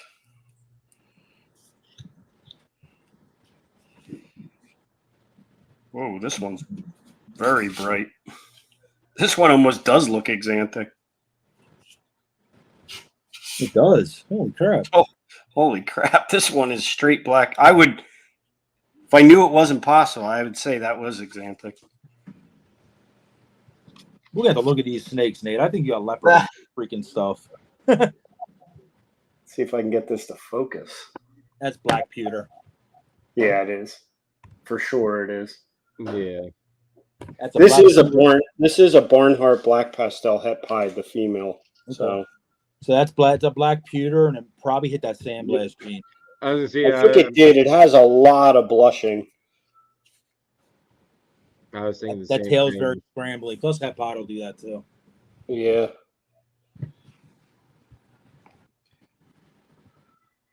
That's really nice looking, dude. Holy I shit. want that one to come out because I can just see the top of its head, and it's pretty crazy looking. Huh. All right. You know me, man. I love my black pewter stuff. Wish the world would get on board with it, but I love them. Dude, black pewters, and then just regular pewters, man. I don't know. Maybe it's just because it comes out, it all looks gray and exantic like, but I freaking love it. I love it, man. And freaking, especially when you add like stuff like fire into them and yellow belly and leopard, they just look phenomenal. And the other Dude, one, I'm bringing it back there, man. I got lace in them. I guess, Wait till they start coming out. Jeremy, I guess we'll have to do a follow-up video now that you've caused me to do this so everybody can see them once they're out. Hey, we can do that. We can do that on the 12th. That gives them 2 weeks. That's plenty of time. The 2 weeks, they probably might even be all shut out in 2 weeks, maybe. Yeah, you did better, babe.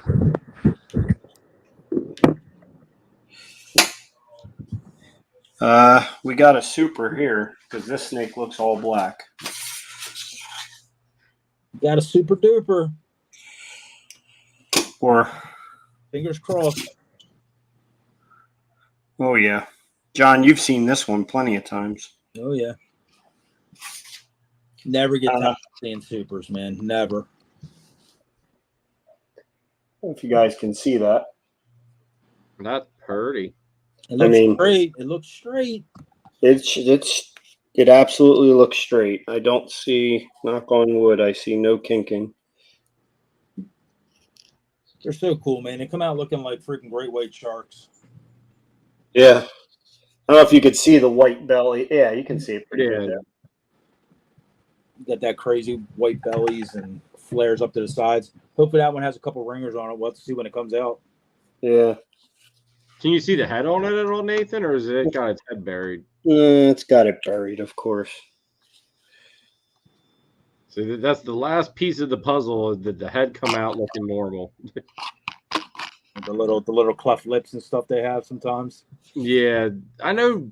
Danny even was showing me one. He had one that kind of had like a bubble head, like it had like a little bit of a dome to it. It's kind of weird looking. Hip stalkers, we do a lot of hypoputers. We'll actually have some coming out here soon. I love hypoputers. Ashley says, "Awesome baby, Nathan." Yeah. Thank you. It's got your name all over it. Possible head pod. Short of hitting the official urban camo combo here, all of these will be for sale. I already have so much of this stuff because of John. I do not need any more. No. And honestly, I really just want to make the urban camo so that I can tease Christine with it. Is that we'll have to see? What was the sex of the one you made the first time? I think it's a female. You finally sex your snakes? I've been a little busy, so to answer your question, no. I'm 3 clutches shed out, and I've sexed none of them. Oh, gee. You told me that the other day. I said, "What?" You said, "What?" Man, I sex them even before they have their first shed. When I'm doing the cleanup videos, I'm popping them suckers, seeing what they are. I'm gonna say we hit a pied on this because this snake looks all white. Yeah. Yes. I definitely would say we hit a pied because I don't see a single drop of color. Now, wouldn't these have the Terminator eyes too? Because isn't that black pastel with the pied does that? Yeah. Your black eyes. Yeah, I can't see a single. That might be all white, man. This thing is. Pied. Yeah, I don't. It's definitely. If it isn't all white, then there's very little. We made a bunch of them last year, man. I was like shooting for madder stuff, and these white snakes came out. I'm like, oh my God. I didn't know it's just white matters, but I told everybody they're possible pieds. And they could have been loaded up with citrus pastel flame. Yeah. Yeah. There's no color on that one. We'll have to see what if the head has anything on it. Cinnamon pieds are really, really, really high white. So are black. Yeah, usually just the head on the cinnamons is usually. Yep. I've seen it where they had literally just a piece on their head, around their eyeball, freaking little striped on their side of their heads, and then absolutely nothing. Is there's once you add a lot of genes to them, it blanks them.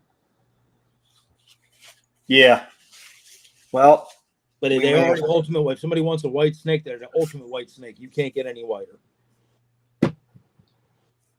actually, I could show you that because I You have got that. one, yeah, you got. I have one of them. Yep. You got one of the ones we made last year. They're phenomenal because they and that's a super, and they have That's that pure white. They have That snake is the whitest snake I own, hands and they down. have It's the what's it whiter called? They have than the super face. yeah, So it has the super face with jet black eyes. So that one there might be the 8-ball. It might be the 8-ball pie, which can turn all white, or it might be just a cinnamon pie pattern. You have to see if it has a little duck bill. Maybe you're right, Patricia. Maybe I'm thinking the special pied with the Terminator eyes. Actually, I think you're right. I think it's special pied. Special pie, yeah, Jeremy. I think they do have like Well, looks like we got another super. that's a dark one. Yeah, this one's One extreme to the other. It's gonna be a cool ass clutch. yeah, this snake's totally black. The only thing I see white is the underside of its head. It's an 8-ball. 8-ball, no pastel. Yeah, the belly's not it doesn't even look like the belly's really white. If it is, it's very, very little. That snake's gonna be so cool when it comes out, man. And when they come out that dark. Yeah, the white spot you're seeing is the underside of its chin. Yep. That's the only white that's here. Yeah, that one's gonna be pretty. Dude, that's badass looking. Like that's like jet black looking. Yeah, it's definitely black. Yeah, it's pretty cool. Very cool. It's definitely different. I'm wondering if Sandblast hit on the other one. The other one, That's if you guys can see this, you see how high white it is on the sides? yeah. Pastel can do that too. That's true. Yeah, Sandblast, that is true. Right. That really is. But it's, John, it's almost, it probably isn't picking up on the camera, but it has, the black area actually has that kind of faded Sandblast look, I do like see that blotchy look that you get. Now that you're saying it, I do see what you're talking about. Yeah, it's not like solid black. It's kind of like it's worn away a little. That's actually gonna look awesome. So Yeah, I'm kind of curious to see that one out now. you missed the Yeah, cat, 'cause the urban this camo, one- but you hit some cool ass stuff. Well, we got all black and all white in the same clutch, and a little bit of everything in between.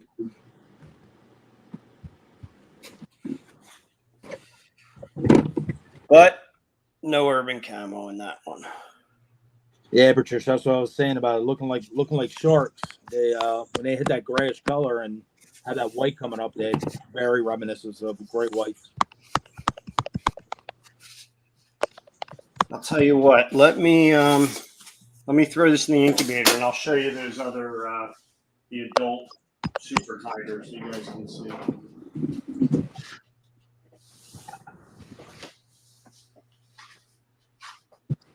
Right back. I'm gonna take a quick break and get something to drink real quick, Jeremy. No, you're good, dude. I'm responding to Baker because apparently this was a whole big flop on all of our ends. So it wasn't just me, everybody.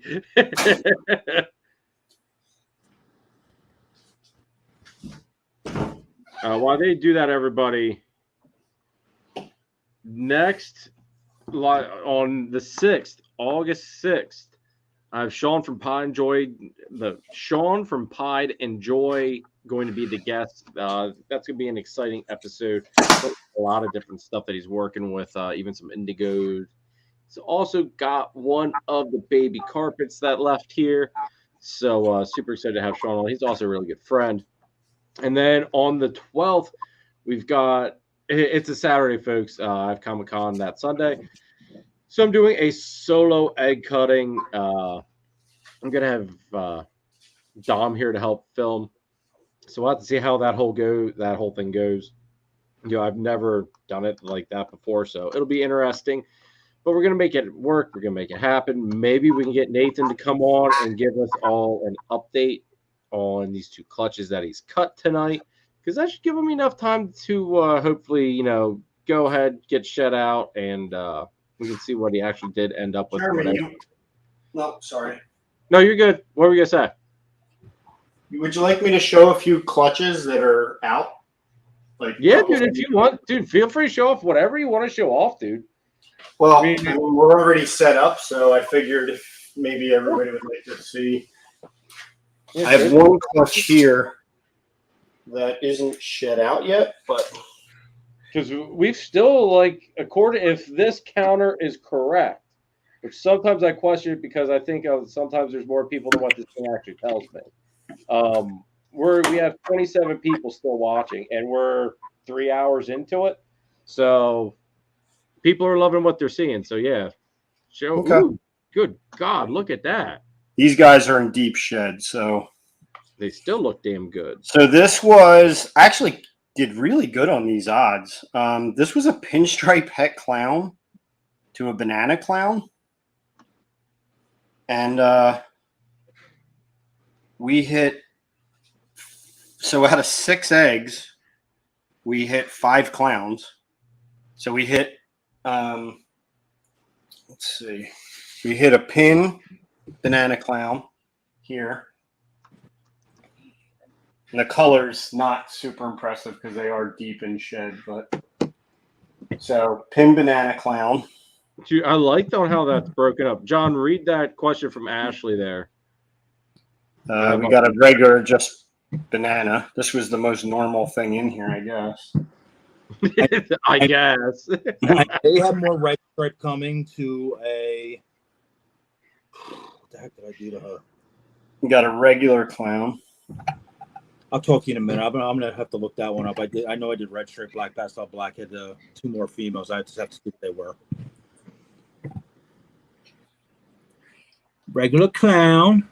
Regular clown. And then we got. So the only thing throwing me a little, let's see if this shows up here. So banana clowns. Okay. What's throwing me on this one is there shouldn't be any other genes in here, but can you guys see the color difference in this one banana clown? Yeah. Yep. 100%. Called Blade. It's called Blade. I think you're right. That was actually I kind of thought it might be. That's Blade. It's super reduced. So that's what Blade does in color. It's a color booster and a reducer. But that's what they look like in coral glow banana clowns. Okay. So then that answers my question. Then I'm guessing probably my banana clown must be Blade as well. It's a pretty one. Like they sometimes with you, like when that sheds, them pinks on top will be really vibrant. Yeah. You could see the color difference. It's like drastic. Yeah. Well, no, I had the same thing with Clutch 4 there that I sent you guys. 2 of those babies that I sent the pictures of, they're the same snake, but completely different color in general. And the father's het clown. And, well, John, you saw the grandfather to it, which you said you think it has Blade in it. It's that bumblebee clown. Yeah. You think has Blade. His son is the one that sired this clutch, and there's 2, and they look. I mean, they're the same thing, but 2 completely different color amplifications and everything. A lot of people don't realize. A lot of people talk crap on Blade because it takes away pattern from clown, blah blah blah. But they don't realize what a color it can be. Yeah. When you add genes back in, like spot nose and everything, it's going to disrupt the pattern anyway. So it's good to have a gene like that on top that really bounces the color hardcore. Okay, when he's done, I can show you the difference between an adult. I did a leopard Mojave Enchi clown and a leopard Mojave Enchi. And I can show you the adult's better looking than the little one, and that's because it has Blade gene on it. Okay. I'll bring out. This is from the first Urban Camo clutch. So now these guys are all shed out. You need to have Danny there, Nathan, to help wrangle that one. He wants to. He's being tough guy. Try to see if I can get the. Now that one there, that's definitely sandblast. Yeah. Like no freaking question on that one, dude. It's pretty. Yeah. So that's 3 of them. That's beautiful clutch, dude. I love that middle one.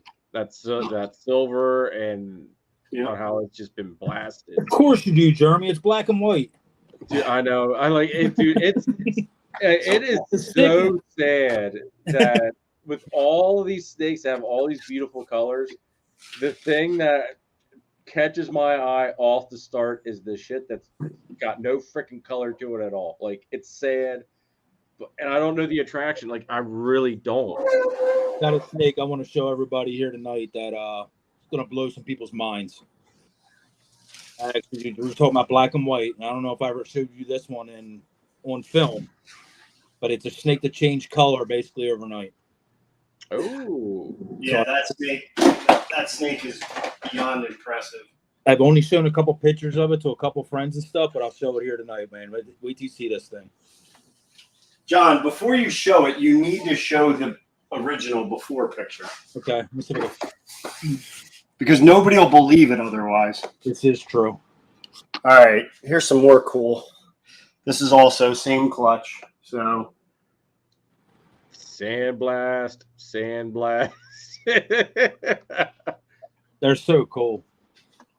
this one's really washed out. It's kind of cool. It's only got pattern like in the front of its body. Dude, that's not even sandblast. That's a freak. Oh, he did it, John. You missed it. They bite? No, it fell out of my hand. Yes. Luckily, it only fell about 2 I'm not inches. the only one. Yes. Dude, that thing looks like it's been literally through a freaking sandstorm. Yeah, now, what do you it think washed. that one is? It's pretty cool. That freaking thing's awesome. Like sandblast what? This What do you think one- that one was? That This one was a twin. I'll show you the other twin in a second. things came out. But this was one of the twins.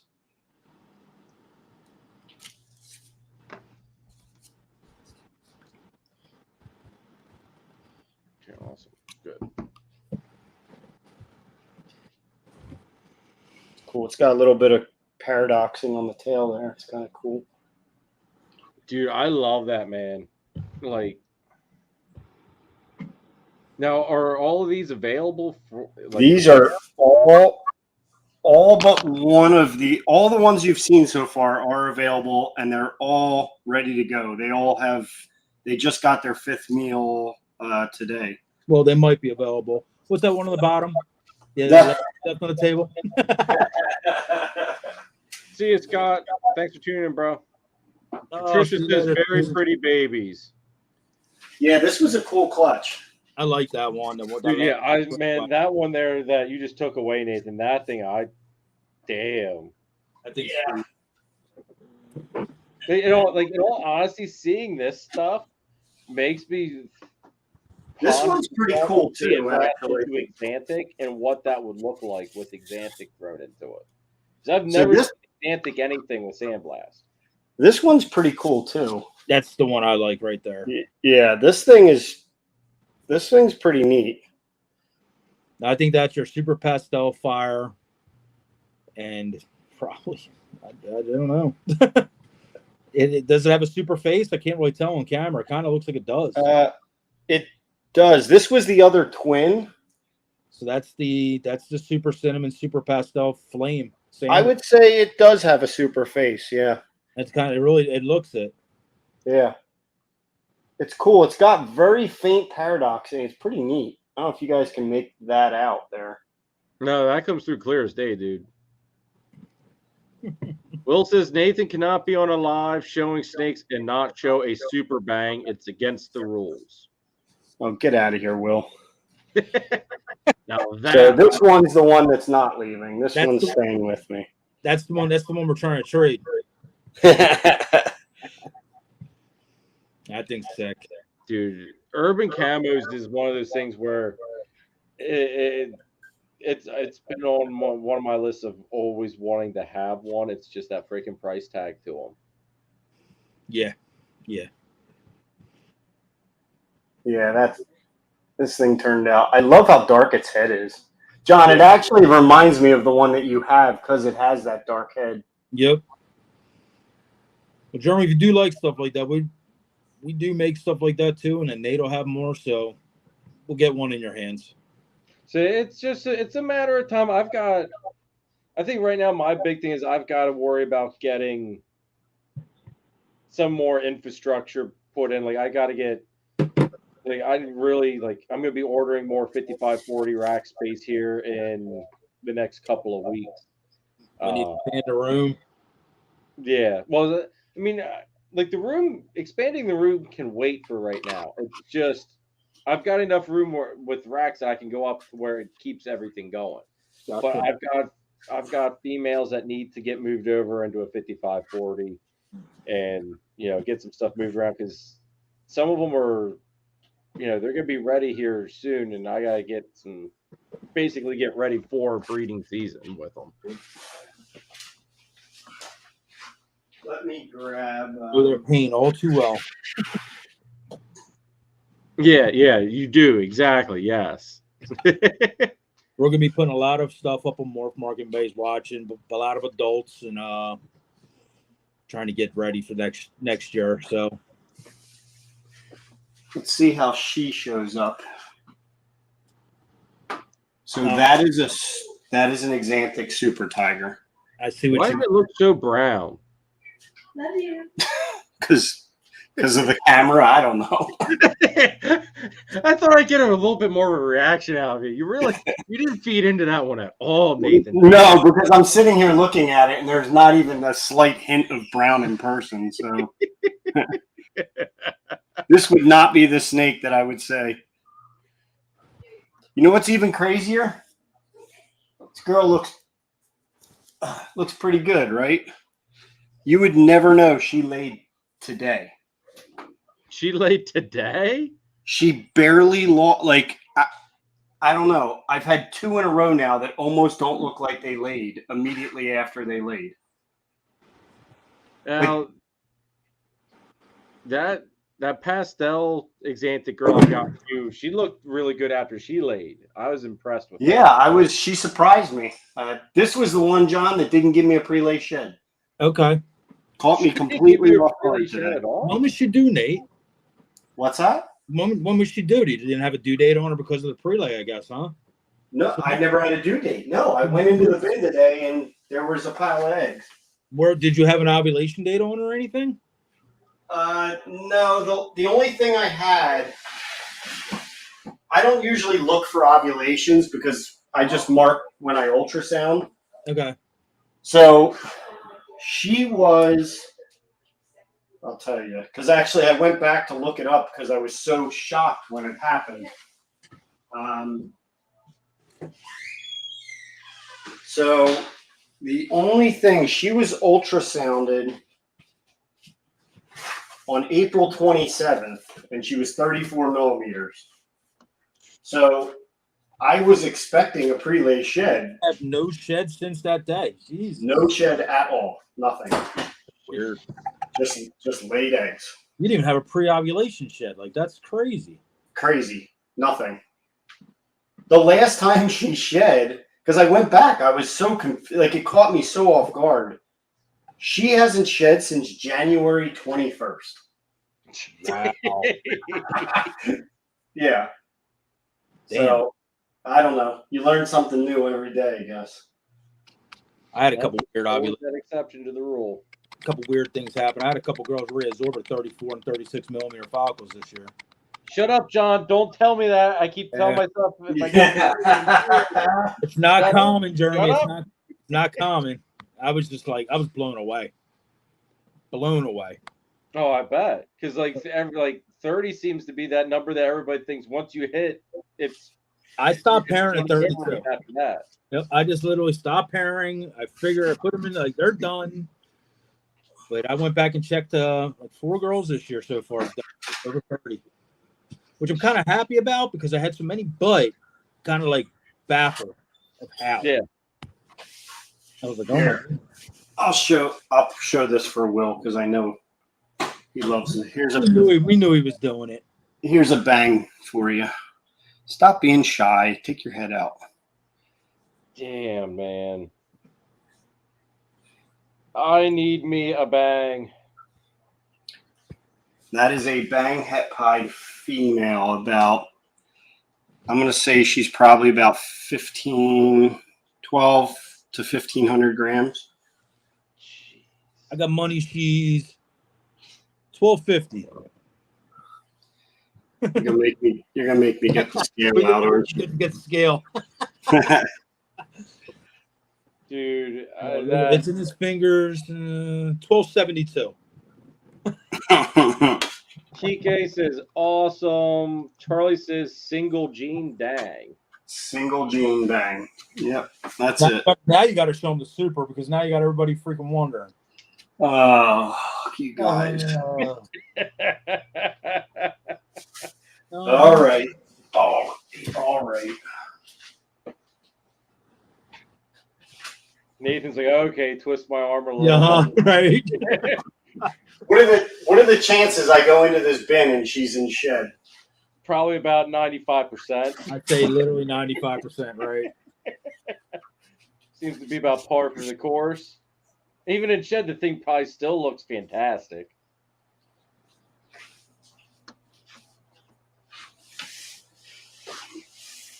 All right. Jesus. Look at that tail. Just look at that tail. I'm telling you, man. There's only one thing that bang needs to go into, and one thing alone. Okay, Jeremy, with your damn Xantics. She will not bring your head out One here. thing Girl. bang needs to go into, and it's happening soon. That's all I'm going to say, and that's lace. So, Will says, imagine Super Bang OD puzzles. Dude, I don't think you need OD in that at all. well, the thing is, I don't know if what you OD's going to do to it. Yeah, it's going to be like, how much brighter can you get? yeah, like that thing. Like, I don't know if it would even have Nate. Well, you can tell us. Can you even see OD in the bang? Yes. Yeah. Oh, okay. Would you like to see it? Yes. Come on. So an OD, I have an OD bang. It's not as clean as the super, but it's cleaner than a single gene. Okay. Let me grab him. Will says OD bangs are so much more orange. Yes. So the goal with that super is to take that pattern out of the top and make it that color that's on the bottom all the way up and over. That'll be amazing. And like whatever it's going to take to do that. See, Nathan and I had a talk. God, it was probably like an easy hour-long conversation about what I want to do with the Bang project when I can afford to jump into it. And so like that, yeah, that's an OD bang. On camera, that snake looks orange dream fire because it's the camera, whatever. But that snake is a lot brighter in person. It's Do that. like I said, it's not as clean. It's not as clean as the super, but it's cleaner than a single gene. I was gonna say, yeah, it's in that middle ground. Yeah, and it's definitely. I mean, it's hella clean. It would be on par for like a super OD. Sort of. It's just that bang color. Yeah. Yeah, that thing's it's sick. There's, like I said, in reality, it's just two genes. Like we're gonna have to back off. Will's he's having a meltdown. I think he's ready to divorce his wife. Well, don't worry. Nathan is going to bang the world. Holy oh, Jesus. Oh man. Jesus Christ. There's a new slogan, freaking Nate. You're gonna bang the world. We're gonna redo the whole ad, Nathan. That's The gonna whole be ad getting all we're redone. gonna do. Nathan of Infinite Possible Pythons, your one-stop shop for all your branding needs and banging the world. Bang the world. Well, we're a force to be reckoned with. Yeah. My goodness. I love it. What else do you guys want to see? Anything? Your show your acid diffusion. Well, as I say, he never showed off his Super Tiger stuff, did he? Yeah, he did. That was that girl. Oh, okay. That was okay. That's right. Jeremy fell asleep an hour ago, guys. Of course, John. He's in deep shed. Oh, is he? Yeah. Patricia says, "Need to get banged." Oh shit. There you go. I see. We can see that out of the corner. We can see that out of the corner. He's in shed. This one's in shed too. I don't know how. That's a single gene bang pied. That thing is that the one you had at the show? This is in shed, actually. Yeah, it's the one from the show. Okay, that thing. Everybody, if you aren't seeing what that thing looks like now, it's fantastic in person. For a single gene, it's nuts.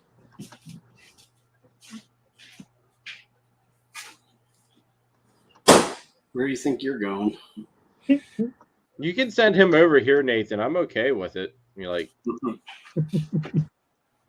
I'm sure I can. Like, I don't know. I can give you 2 testicles. I'm okay with losing a kidney. I don't want any of that. Are you sure? I hear on the black market some of those things go very high.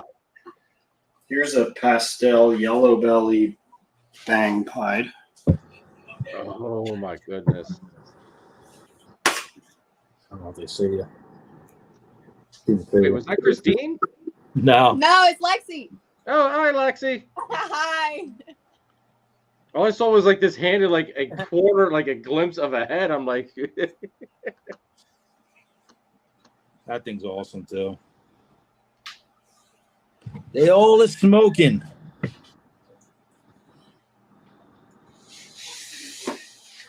I'm telling you, just send one over here, Nathan. John, here's a bang fire because you commented about fire. Yeah, see, like, and then that's what I meant. Like, see how much brighter that is. Holy Different. crap! It's just clean. Yeah, like they're like, gee, and that's just bang and fire. Yep. That's Jesus. just bang fire. Let's just show you the comparison. You see how clean the top of that snake is? Now, this is Orange Dream Fire. And this is the cleanest Orange Dream Fire I have ever seen in person. Just and think, it's that pied. this is a Het DJ. Not hat pied? Nah. No, dude, that underside looks like it's got big time tracks. That's why I Well, thought that's an orange. That's an orange. That's OD. No, that's Do true. you see do you see how much cleaner the one the bang is? Yeah, Like, this thing's clean, but that thing's ridiculous for like yeah, 2 jeans. Also, the blushing is more extreme. yes. Yeah, it's Blushing is better pattern and all that noise up top. My noise is a lot Grainy. It's more granity, kind of more grainy. So said bang definitely has it over Orange Dream on cleanliness. Yeah, no, I'm with you on that. Like, bang definitely it exceeds expectations. But I work a ton of Orange Dream, and that stuff that Nate shows with the bang is just off the chart for like single notes or single gene. It's nuts. So I can't imagine this stuff comboed. Another. We're gonna get there, but That's a single gene het clown. Bang het clown. yep, that look and that right there, like Orange Dream Yellow Bite don't even look as good as that. No. The thing's Bang amazing. Bang is one of those genes of the future that I mean I don't know why. I mean, I'm sure the price might be slightly slowing people down on getting into it, but man, It's still new. I mean, like it's still a relatively new gene, and it's just something to look forward to for a lot of people. And yeah, That's just Bang Clown. definitely like pay attention to see what comes out, because I think it's gonna game change a lot of these combos that we've been making for years. yeah, no, for sure. Now, see, all right, now I can show a something to for everybody to have a reference to with that. That's Bang Clown. This is OD Fire Clown. Yeah, see what I mean? The Bang Clown alone is brighter than Orange Stream and even Fire together. Okay, here I'll take it up a notch then. If we're gonna play that game, Jeremy. No. I'm just showing how much better. No. This will be no. Wait, this will be perfect though. So this is Pastel Fire Bang Clown. I'm gonna show you. All right, now we're playing. Now we're playing a game of let's Nathan show who's got the better shit. It's called Turn It Up. Dude.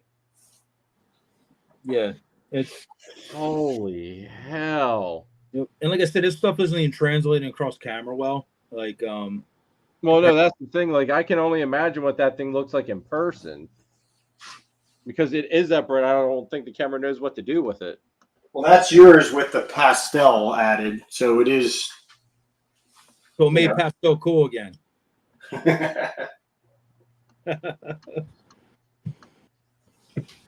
Especially in like clown.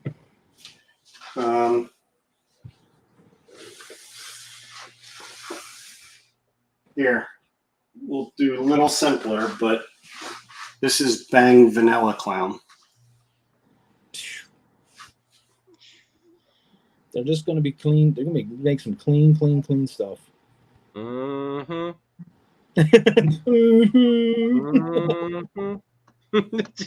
Dude, I'm just trying not to drool. That's all I can say. I'm just trying to sit here and not drool. Yep. I can't wait to get this Bang eventually into like the mahoganies and the black pastels and the blackheads, and just turn all this stuff up just a notch with that color blast and the cleanliness of them. So yeah, like I said, I mean, I talked with Nathan we probably talked for an hour at least, just on the direction I want to take it.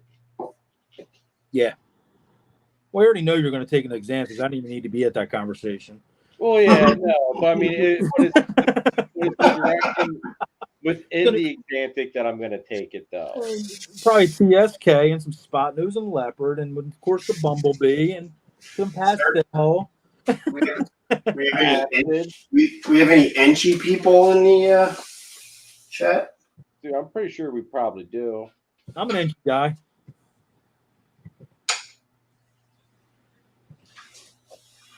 Do a Bang Enchi pie.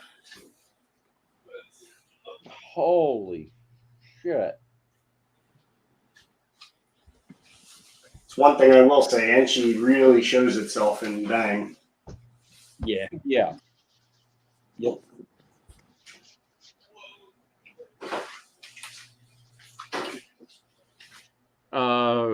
Mercy Morphs, yeah, Baker isn't gonna make it tonight. That's what I was looking at my phone here off and on. He completely forgot about it, and I goofed up obviously by thinking that my phone sent the link, and it didn't. So I am going to be rebooking Baker as soon as possible. I've got till the end of August booked, so it'll probably be actually what is the last weekend in August? All right, so it'll be in September. I'm going to try to get him in on September. Is Will still in the audience, or did he have to excuse himself? I think Will's still here. He didn't say goodbye anyway. Put it that way. This is for Will because we were just discussing this the other day. That thing's came out so crazy. It's a pastel candy. Yeah, that's the pastel, and that just made it nuts. Yeah, I don't know what pastel it is, but I'm definitely holding on to it. Yeah, Because even the Candino version of it. Hold on, actually, I held that one back too. Candino one I like better. It's just different, but also very impressive. I think that thing is like in person. That thing glows in the dark. Yeah. Yeah, that's just they're both awesome. Getting big too. Yeah.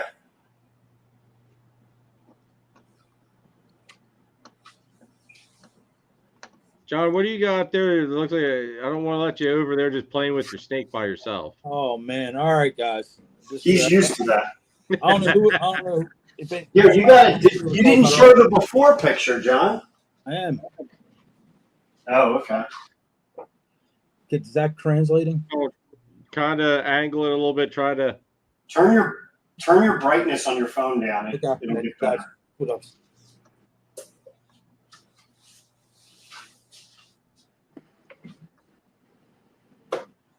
Okay, there we go. Now that snake in person was neon. It's neon green as it can get. I got that when I got this snake.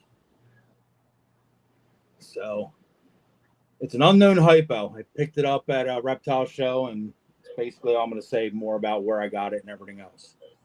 There's a whole story behind it, but I'll tell you, Jeremy, later on. Okay. But so that's what she looked like. This is her. That was her, basically 600 grams, age 1. This is her today. What the hell? Dude. And the proof that she's her today. Come on. You saw the head pattern on that thing. Had the big old hoof. She's like, you let me go. So Dude, we don't know. I've seen this happen to another snake. It was at Hamburg. Yes. I know exactly what you're talking about. Front table, snake turned kind of blue. Goes to like. It happens years ago. The thing started. The guy said it started out. It looked like a normal, and then it had to shed one time, and it just turned this gray and black, basically like that. So yeah, she's hypo. So it gives her the whole true ghost look, the Xanthix hypo look. But then if you look at her real close, like she's got the weird head, she's got the stretched out patterns on the neck. Yeah. She almost has a cryptic look to her, or krypton. Yeah. So she's grab it. She's gonna lay. His back's peeking out on her. We don't know what she's gonna lay. To go through and come up with this color, though. I have no idea. Literally, she went in the shed, and she shed, and she came out. She was, grayer. She was losing her pigment. Then, literally, like 3 sheds later, she turned this color, and then there's not a speck of color left on her. So she was young when she did it, though. She was about 2.5. About 2.5 years old when she did it. Okay. So, I'll show you what I bred to her. This is another oddball snake I made. Because I don't know what to really do with her, because I don't know what the hell she is. Well, yeah, that's like. And then what do you do with the babies? Because if she turned color that late, I'll let them go depending on what comes out and stuff like that, and somebody will just get a nice surprise. If they're not, I'm not. I know they're not going to come out gray. They're going to want a refund for defective snake, John. All right, bring it back. I will gladly refund anybody who wants to bring me back a gray snake. This is what I bred to her. Okay. And this one's another oddball because this came from a cinnamon butter het pied het clown. Or het pied het ghost, my fault, not clown. Het pied het ghost to a leopard yellow belly fire double head. Now, I'm not sure if this snake is pied or not. I love that snake's head. It looks pied. There's no reason for it to have these crazy ringers. Like, it's no champagne. It's got the little cool white nose and everything. Yeah, I love the nose. But this doesn't look like any just yellow belly fire pied ghost I've ever seen. Well, that's kind of like Matt from the Ball Python Project. Remember, he has that one that gave through a pied look, and I don't think it's het pied at all either. So No, this it actually did test het pied, I think. Oh, it did test het pied? Yeah. we did put Okay. this to a pied het hypo, so I'll know for sure that he's pied or not at least. But I'm not so sure this isn't like a cinnamon butter fire yellow belly crazy just mashup. And like I said, if you look at his head, he's two different patterns on his head. Yeah. So we'll see what that pairing looks like with that wild girl. So yeah, that could be some interesting, funky ass ghost combos because he's ghost, she's ghost. See if the ghost compatible. But here's that. Dude, that's still just freaking crazy.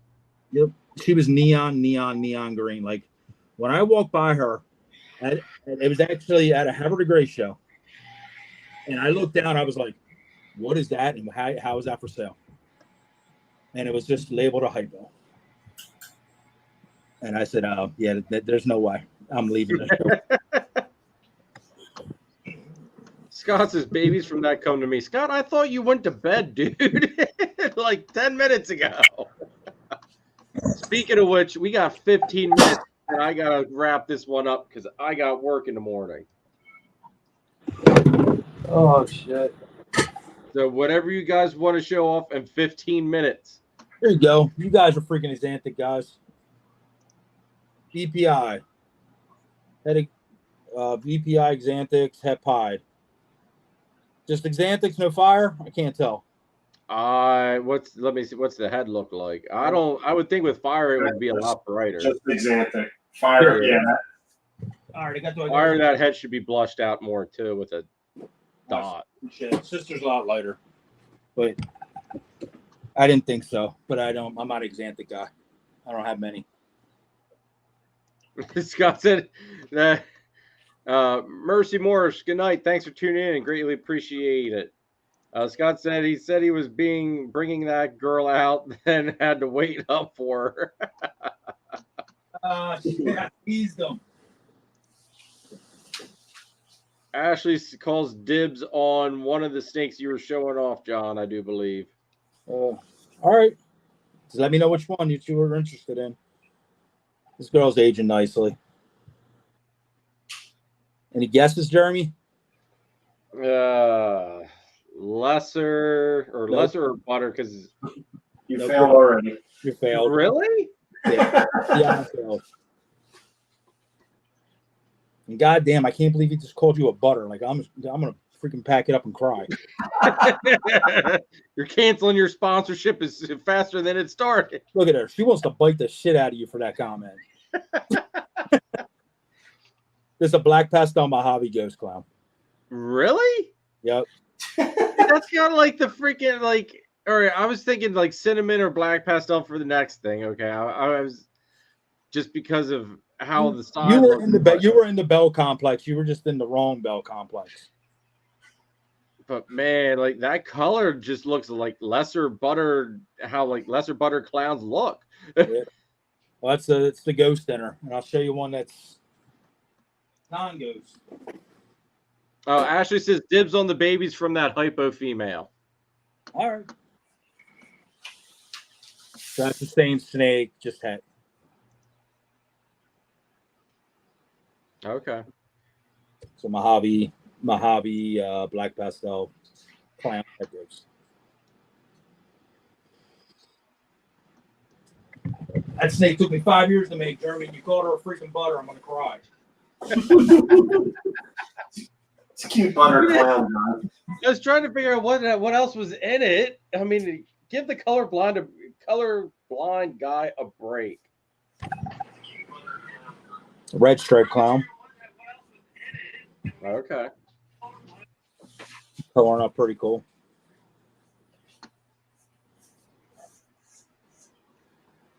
So I'm next to the whole back rack, so I'm just ripping them out.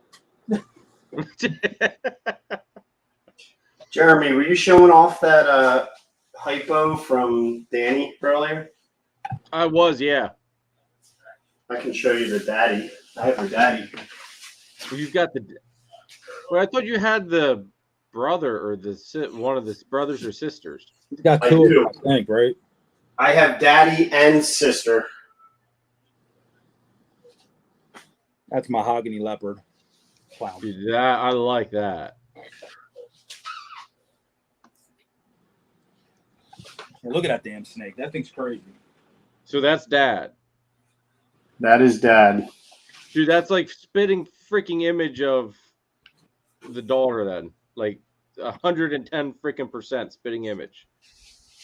Like the colors and everything. Even like that the dorsal, the dirtiness on the dorsal, 100% the same. That's GHI for you, though. But dude, see the thing is though is that the one that Sean got there from Pine and Joy, which is a sibling to mine, the dorsal on it is like electric gold. Yep. And mine's got that dirtiness to it, which is why I think it was you that said it on how there's either something like black pastel or chocolate. This is black pastel yellow belly GHI ghost. Okay. See how how crazy the back pattern is? Like Yeah. chunky. We just made, it's in the other room. I can grab them real quick, but we just made the black pastel Mojave GHI possible leopards. And they just have a stripe on their back. And their ghost. So these combos are insane, man. You put GHI and anything goes. So here is the sibling to yours. That is what I believe to be the Super Mojave version. Let's see. That's yeah. Dude, I like how it developed that yellow stripe because that yellow stripe wasn't there initially. No, and she's significantly lighter than the dad, but also no pattern, just the dorsal. And she does have blue eyes, so that's how I know she's the Super Mojave version. I'm still not so sure you guys didn't hit he didn't hit Mystic Potions or special freaking something else.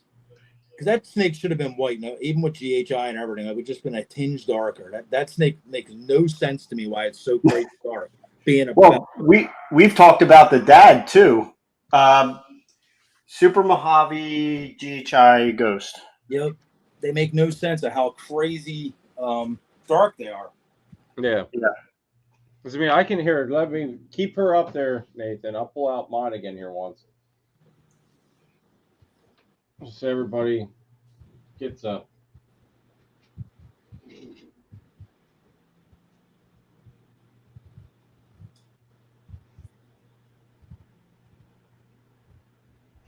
We'll flip-flop here just for a second.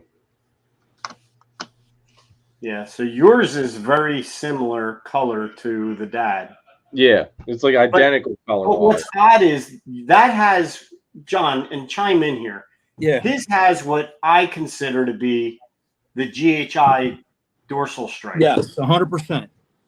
The father does not. The father does not.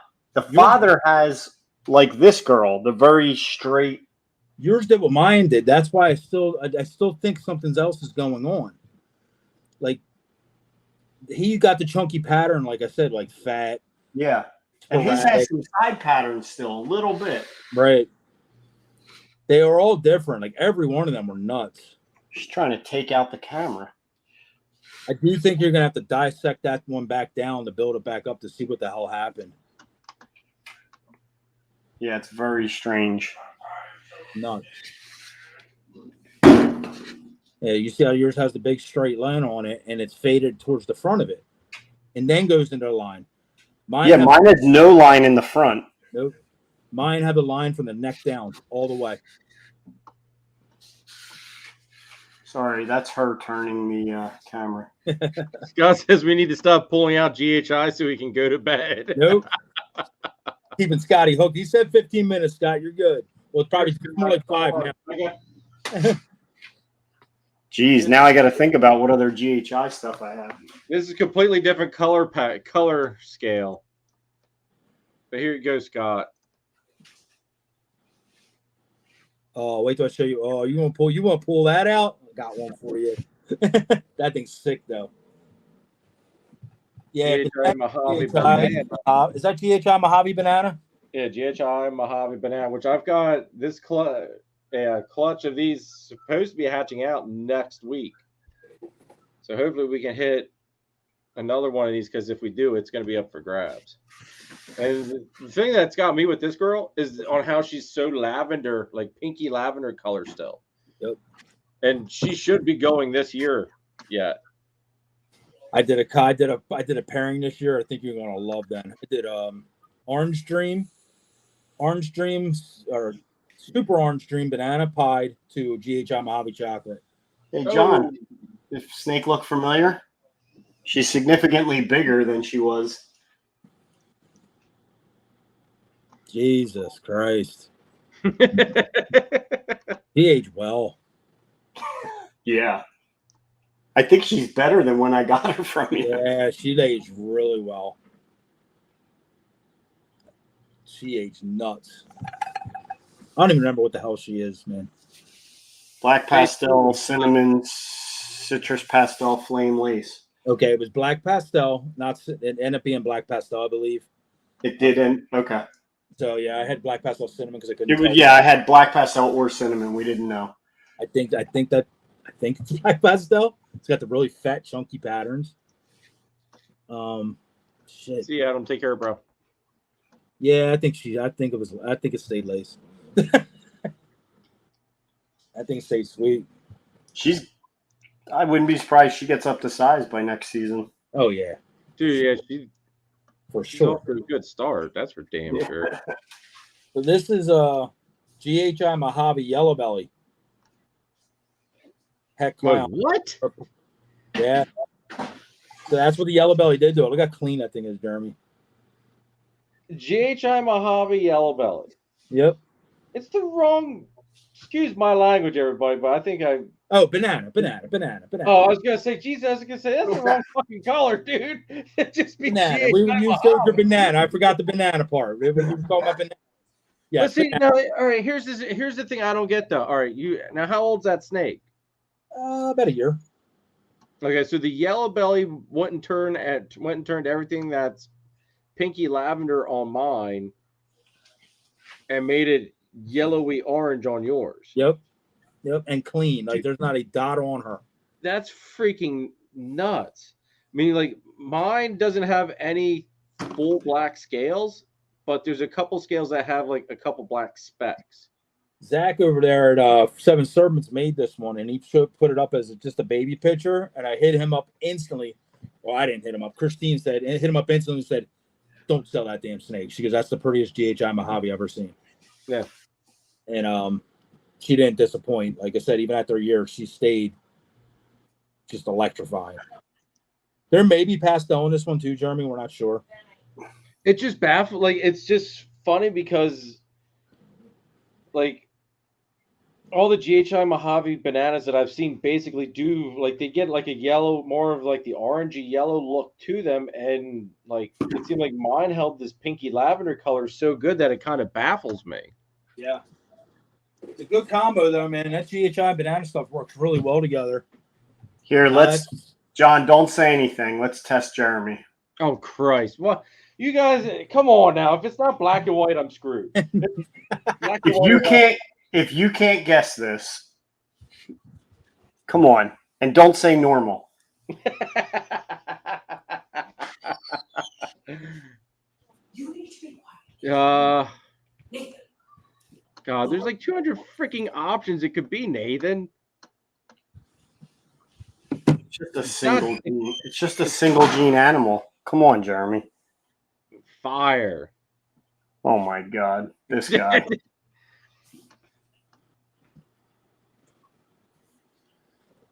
Dude, I have literally no freaking idea. Like, I don't even know where to even start with it.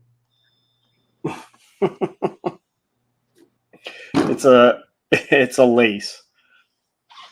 See, that's why, dude. I just got into the lace shit. Like I've never, honest to God, never looked at lace a whole lot, really at all, until I just got it from John. So that's just single gene lace. Yep. Possible het pie. Yeah, we're gonna find out. That makes me even more excited for the mail that I got from you. Yeah. There's always little hidden secrets, man. Just remember that. Oh, here's that GHI ghost thing that I told you. It was GHI, black pastel, and Mojave, possible leopard. See the stripe? Dude, I love that stripe. And these are het clown as well. Took me a couple years to finally get to this point. Dude, I like that. I would. The siblings even a tighter stripe. So Man. one of them, I believe, hit the Mojave and one, or hit the leopard and one didn't. Drogon's in Shedder. I'd pull him out and show you guys him, but There's the difference in the back pattern stripes. yeah, one's like super pinstripey looking, like really, really thin compared to the other. Yep. I They like have the it. same like colors going on, and that's just regular GHI ghost. Which came out really pretty. Okay. Really green. So yeah, man. Crazy stuff. It's well, I'll end my two lace girls then. I say, John, show off one more thing. Nate, if you want to show off one more thing, go for it. But it's 12. I got to wrap this shit up, guys, because we could sit here till Lord knows when. This is one of my favorite snakes I ever made. Holy hell. Now the boy you got, this is the same exact pairing from 2 years ago. Oh, okay. Basically, this is a mahogany pastel yellow belly lace. Oh, Jesus. Yes, and that yellow that you're seeing, it's toned down on this camera. It is way more even intense in person than it even looks on camera. And I'm going to show you another. That just makes me even more excited to see what mine's going to look like. Jeremy, that lace shit you just got from us is some of the. I'm not even going to sit there and toot my own horn. I got some of the best lace in the country.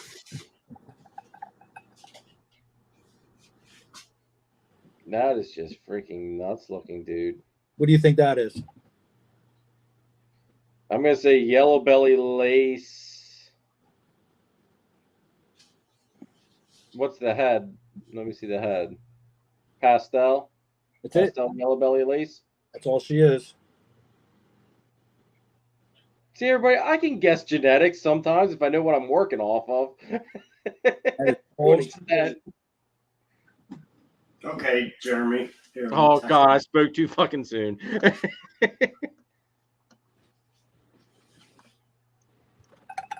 Oh, yeah, but this is the last one I'll end on. John. That's a black pastel. Nope. Fail. What the fuck?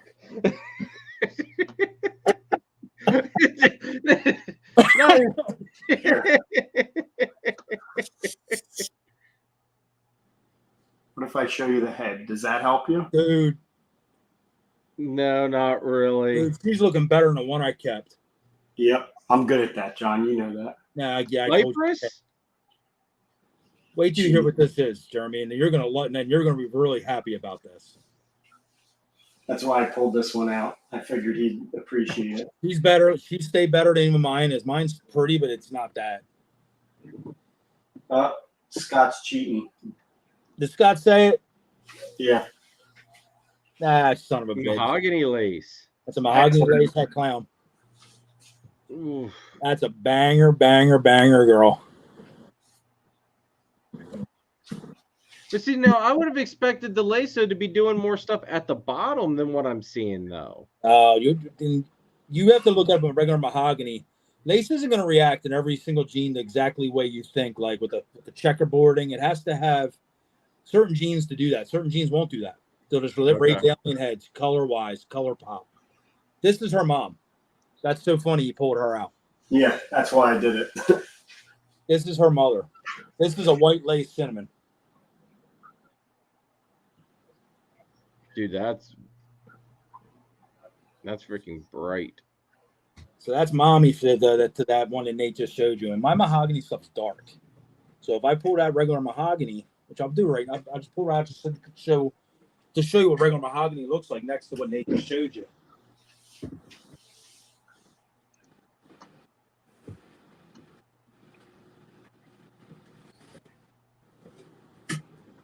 So this will give you an idea of how much lighter and how much crazy color pop that snake is on Nathan's table than a regular mahogany. Okay. So that's mahogany, and that's a really, really, really clean, good version of it. This is a head clown one. She's big. It's hard in the camera with this girl. She got some size to her, dude. And she's about 25 to 3,000 grams. But if you look at the one Nate got, you see how it's separated the holes, the colors amped up. And that snake right there that Nate is holding there is only about 7 or 8 months old. Every shed, that snake will get brighter and brighter and brighter all the way into adulthood. And then imagine the combos.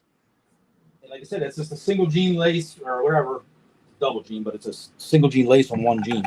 So you saw what it did to your pastel leopard. It keep adding and starts just boosting and boosting color.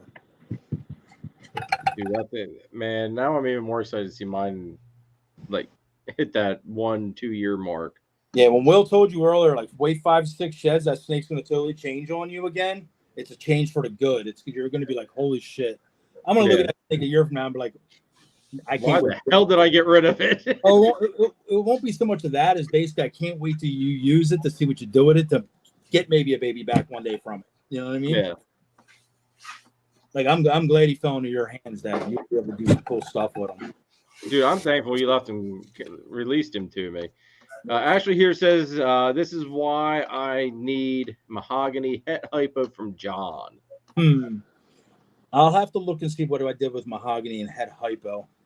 I may have did something. I'm not sure. I'll definitely have to look. But we do got mahogany clown stuff, and if anything, it might be possible het hypo because I do a lot of that stuff right now too, trying to make it.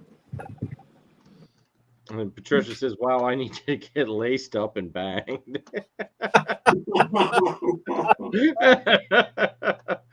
Oh, shit.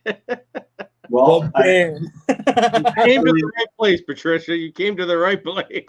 We'll know what that looks like, hopefully, pretty soon. It's like, we got an 8-17 lay date on that clutch. Oh, nice. Definitely got some shit coming. So dude, man, I can't wait. All right, guys. It's almost 12:15. Yes. I love staring at Nathan's stainless steel cart or table. It's just so mesmerizing. It's better than staring at me, so. Come on now. But guys, I appreciate you joining me tonight. I really had a blast. Thank you everybody for tuning in tonight. I do apologize that Baker did not make it. It was kind of the ball was dropped on both ends of the court, sadly.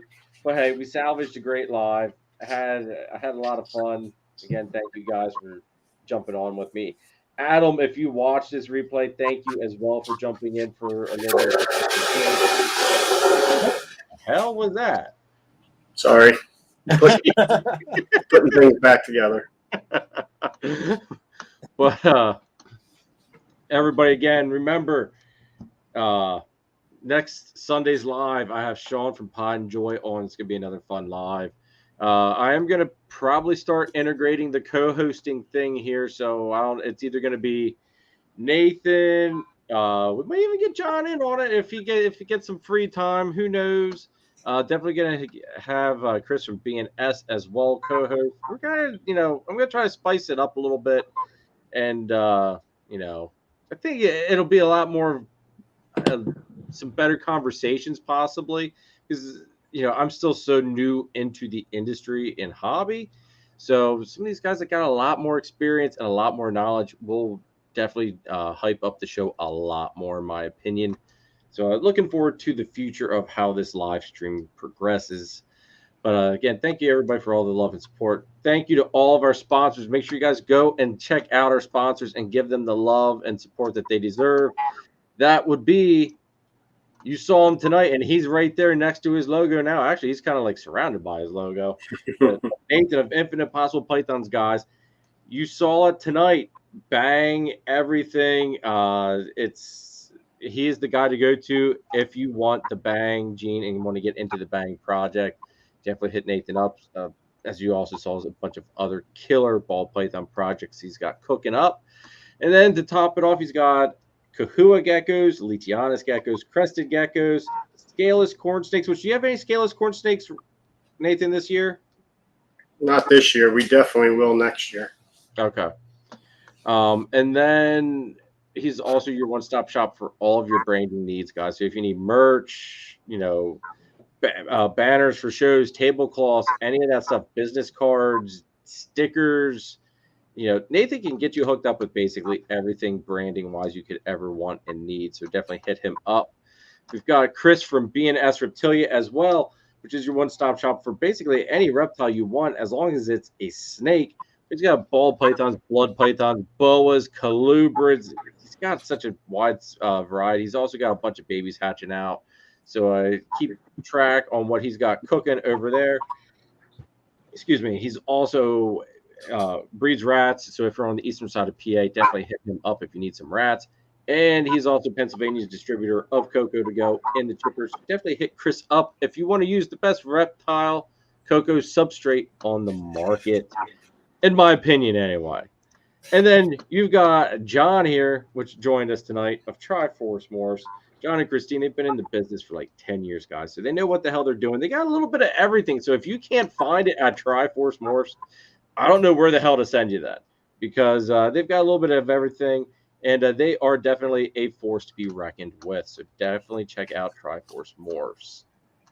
And then we've got Husbandry Pro. Click our affiliate link in the description down below. Free 30-day trial, folks. You can't go wrong with a free 30-day trial, in all honesty. I mean, if you don't like it, which I don't know why you wouldn't like it, it saves you so much time, but it is by far the best reptile record keeping and tracking software on the market.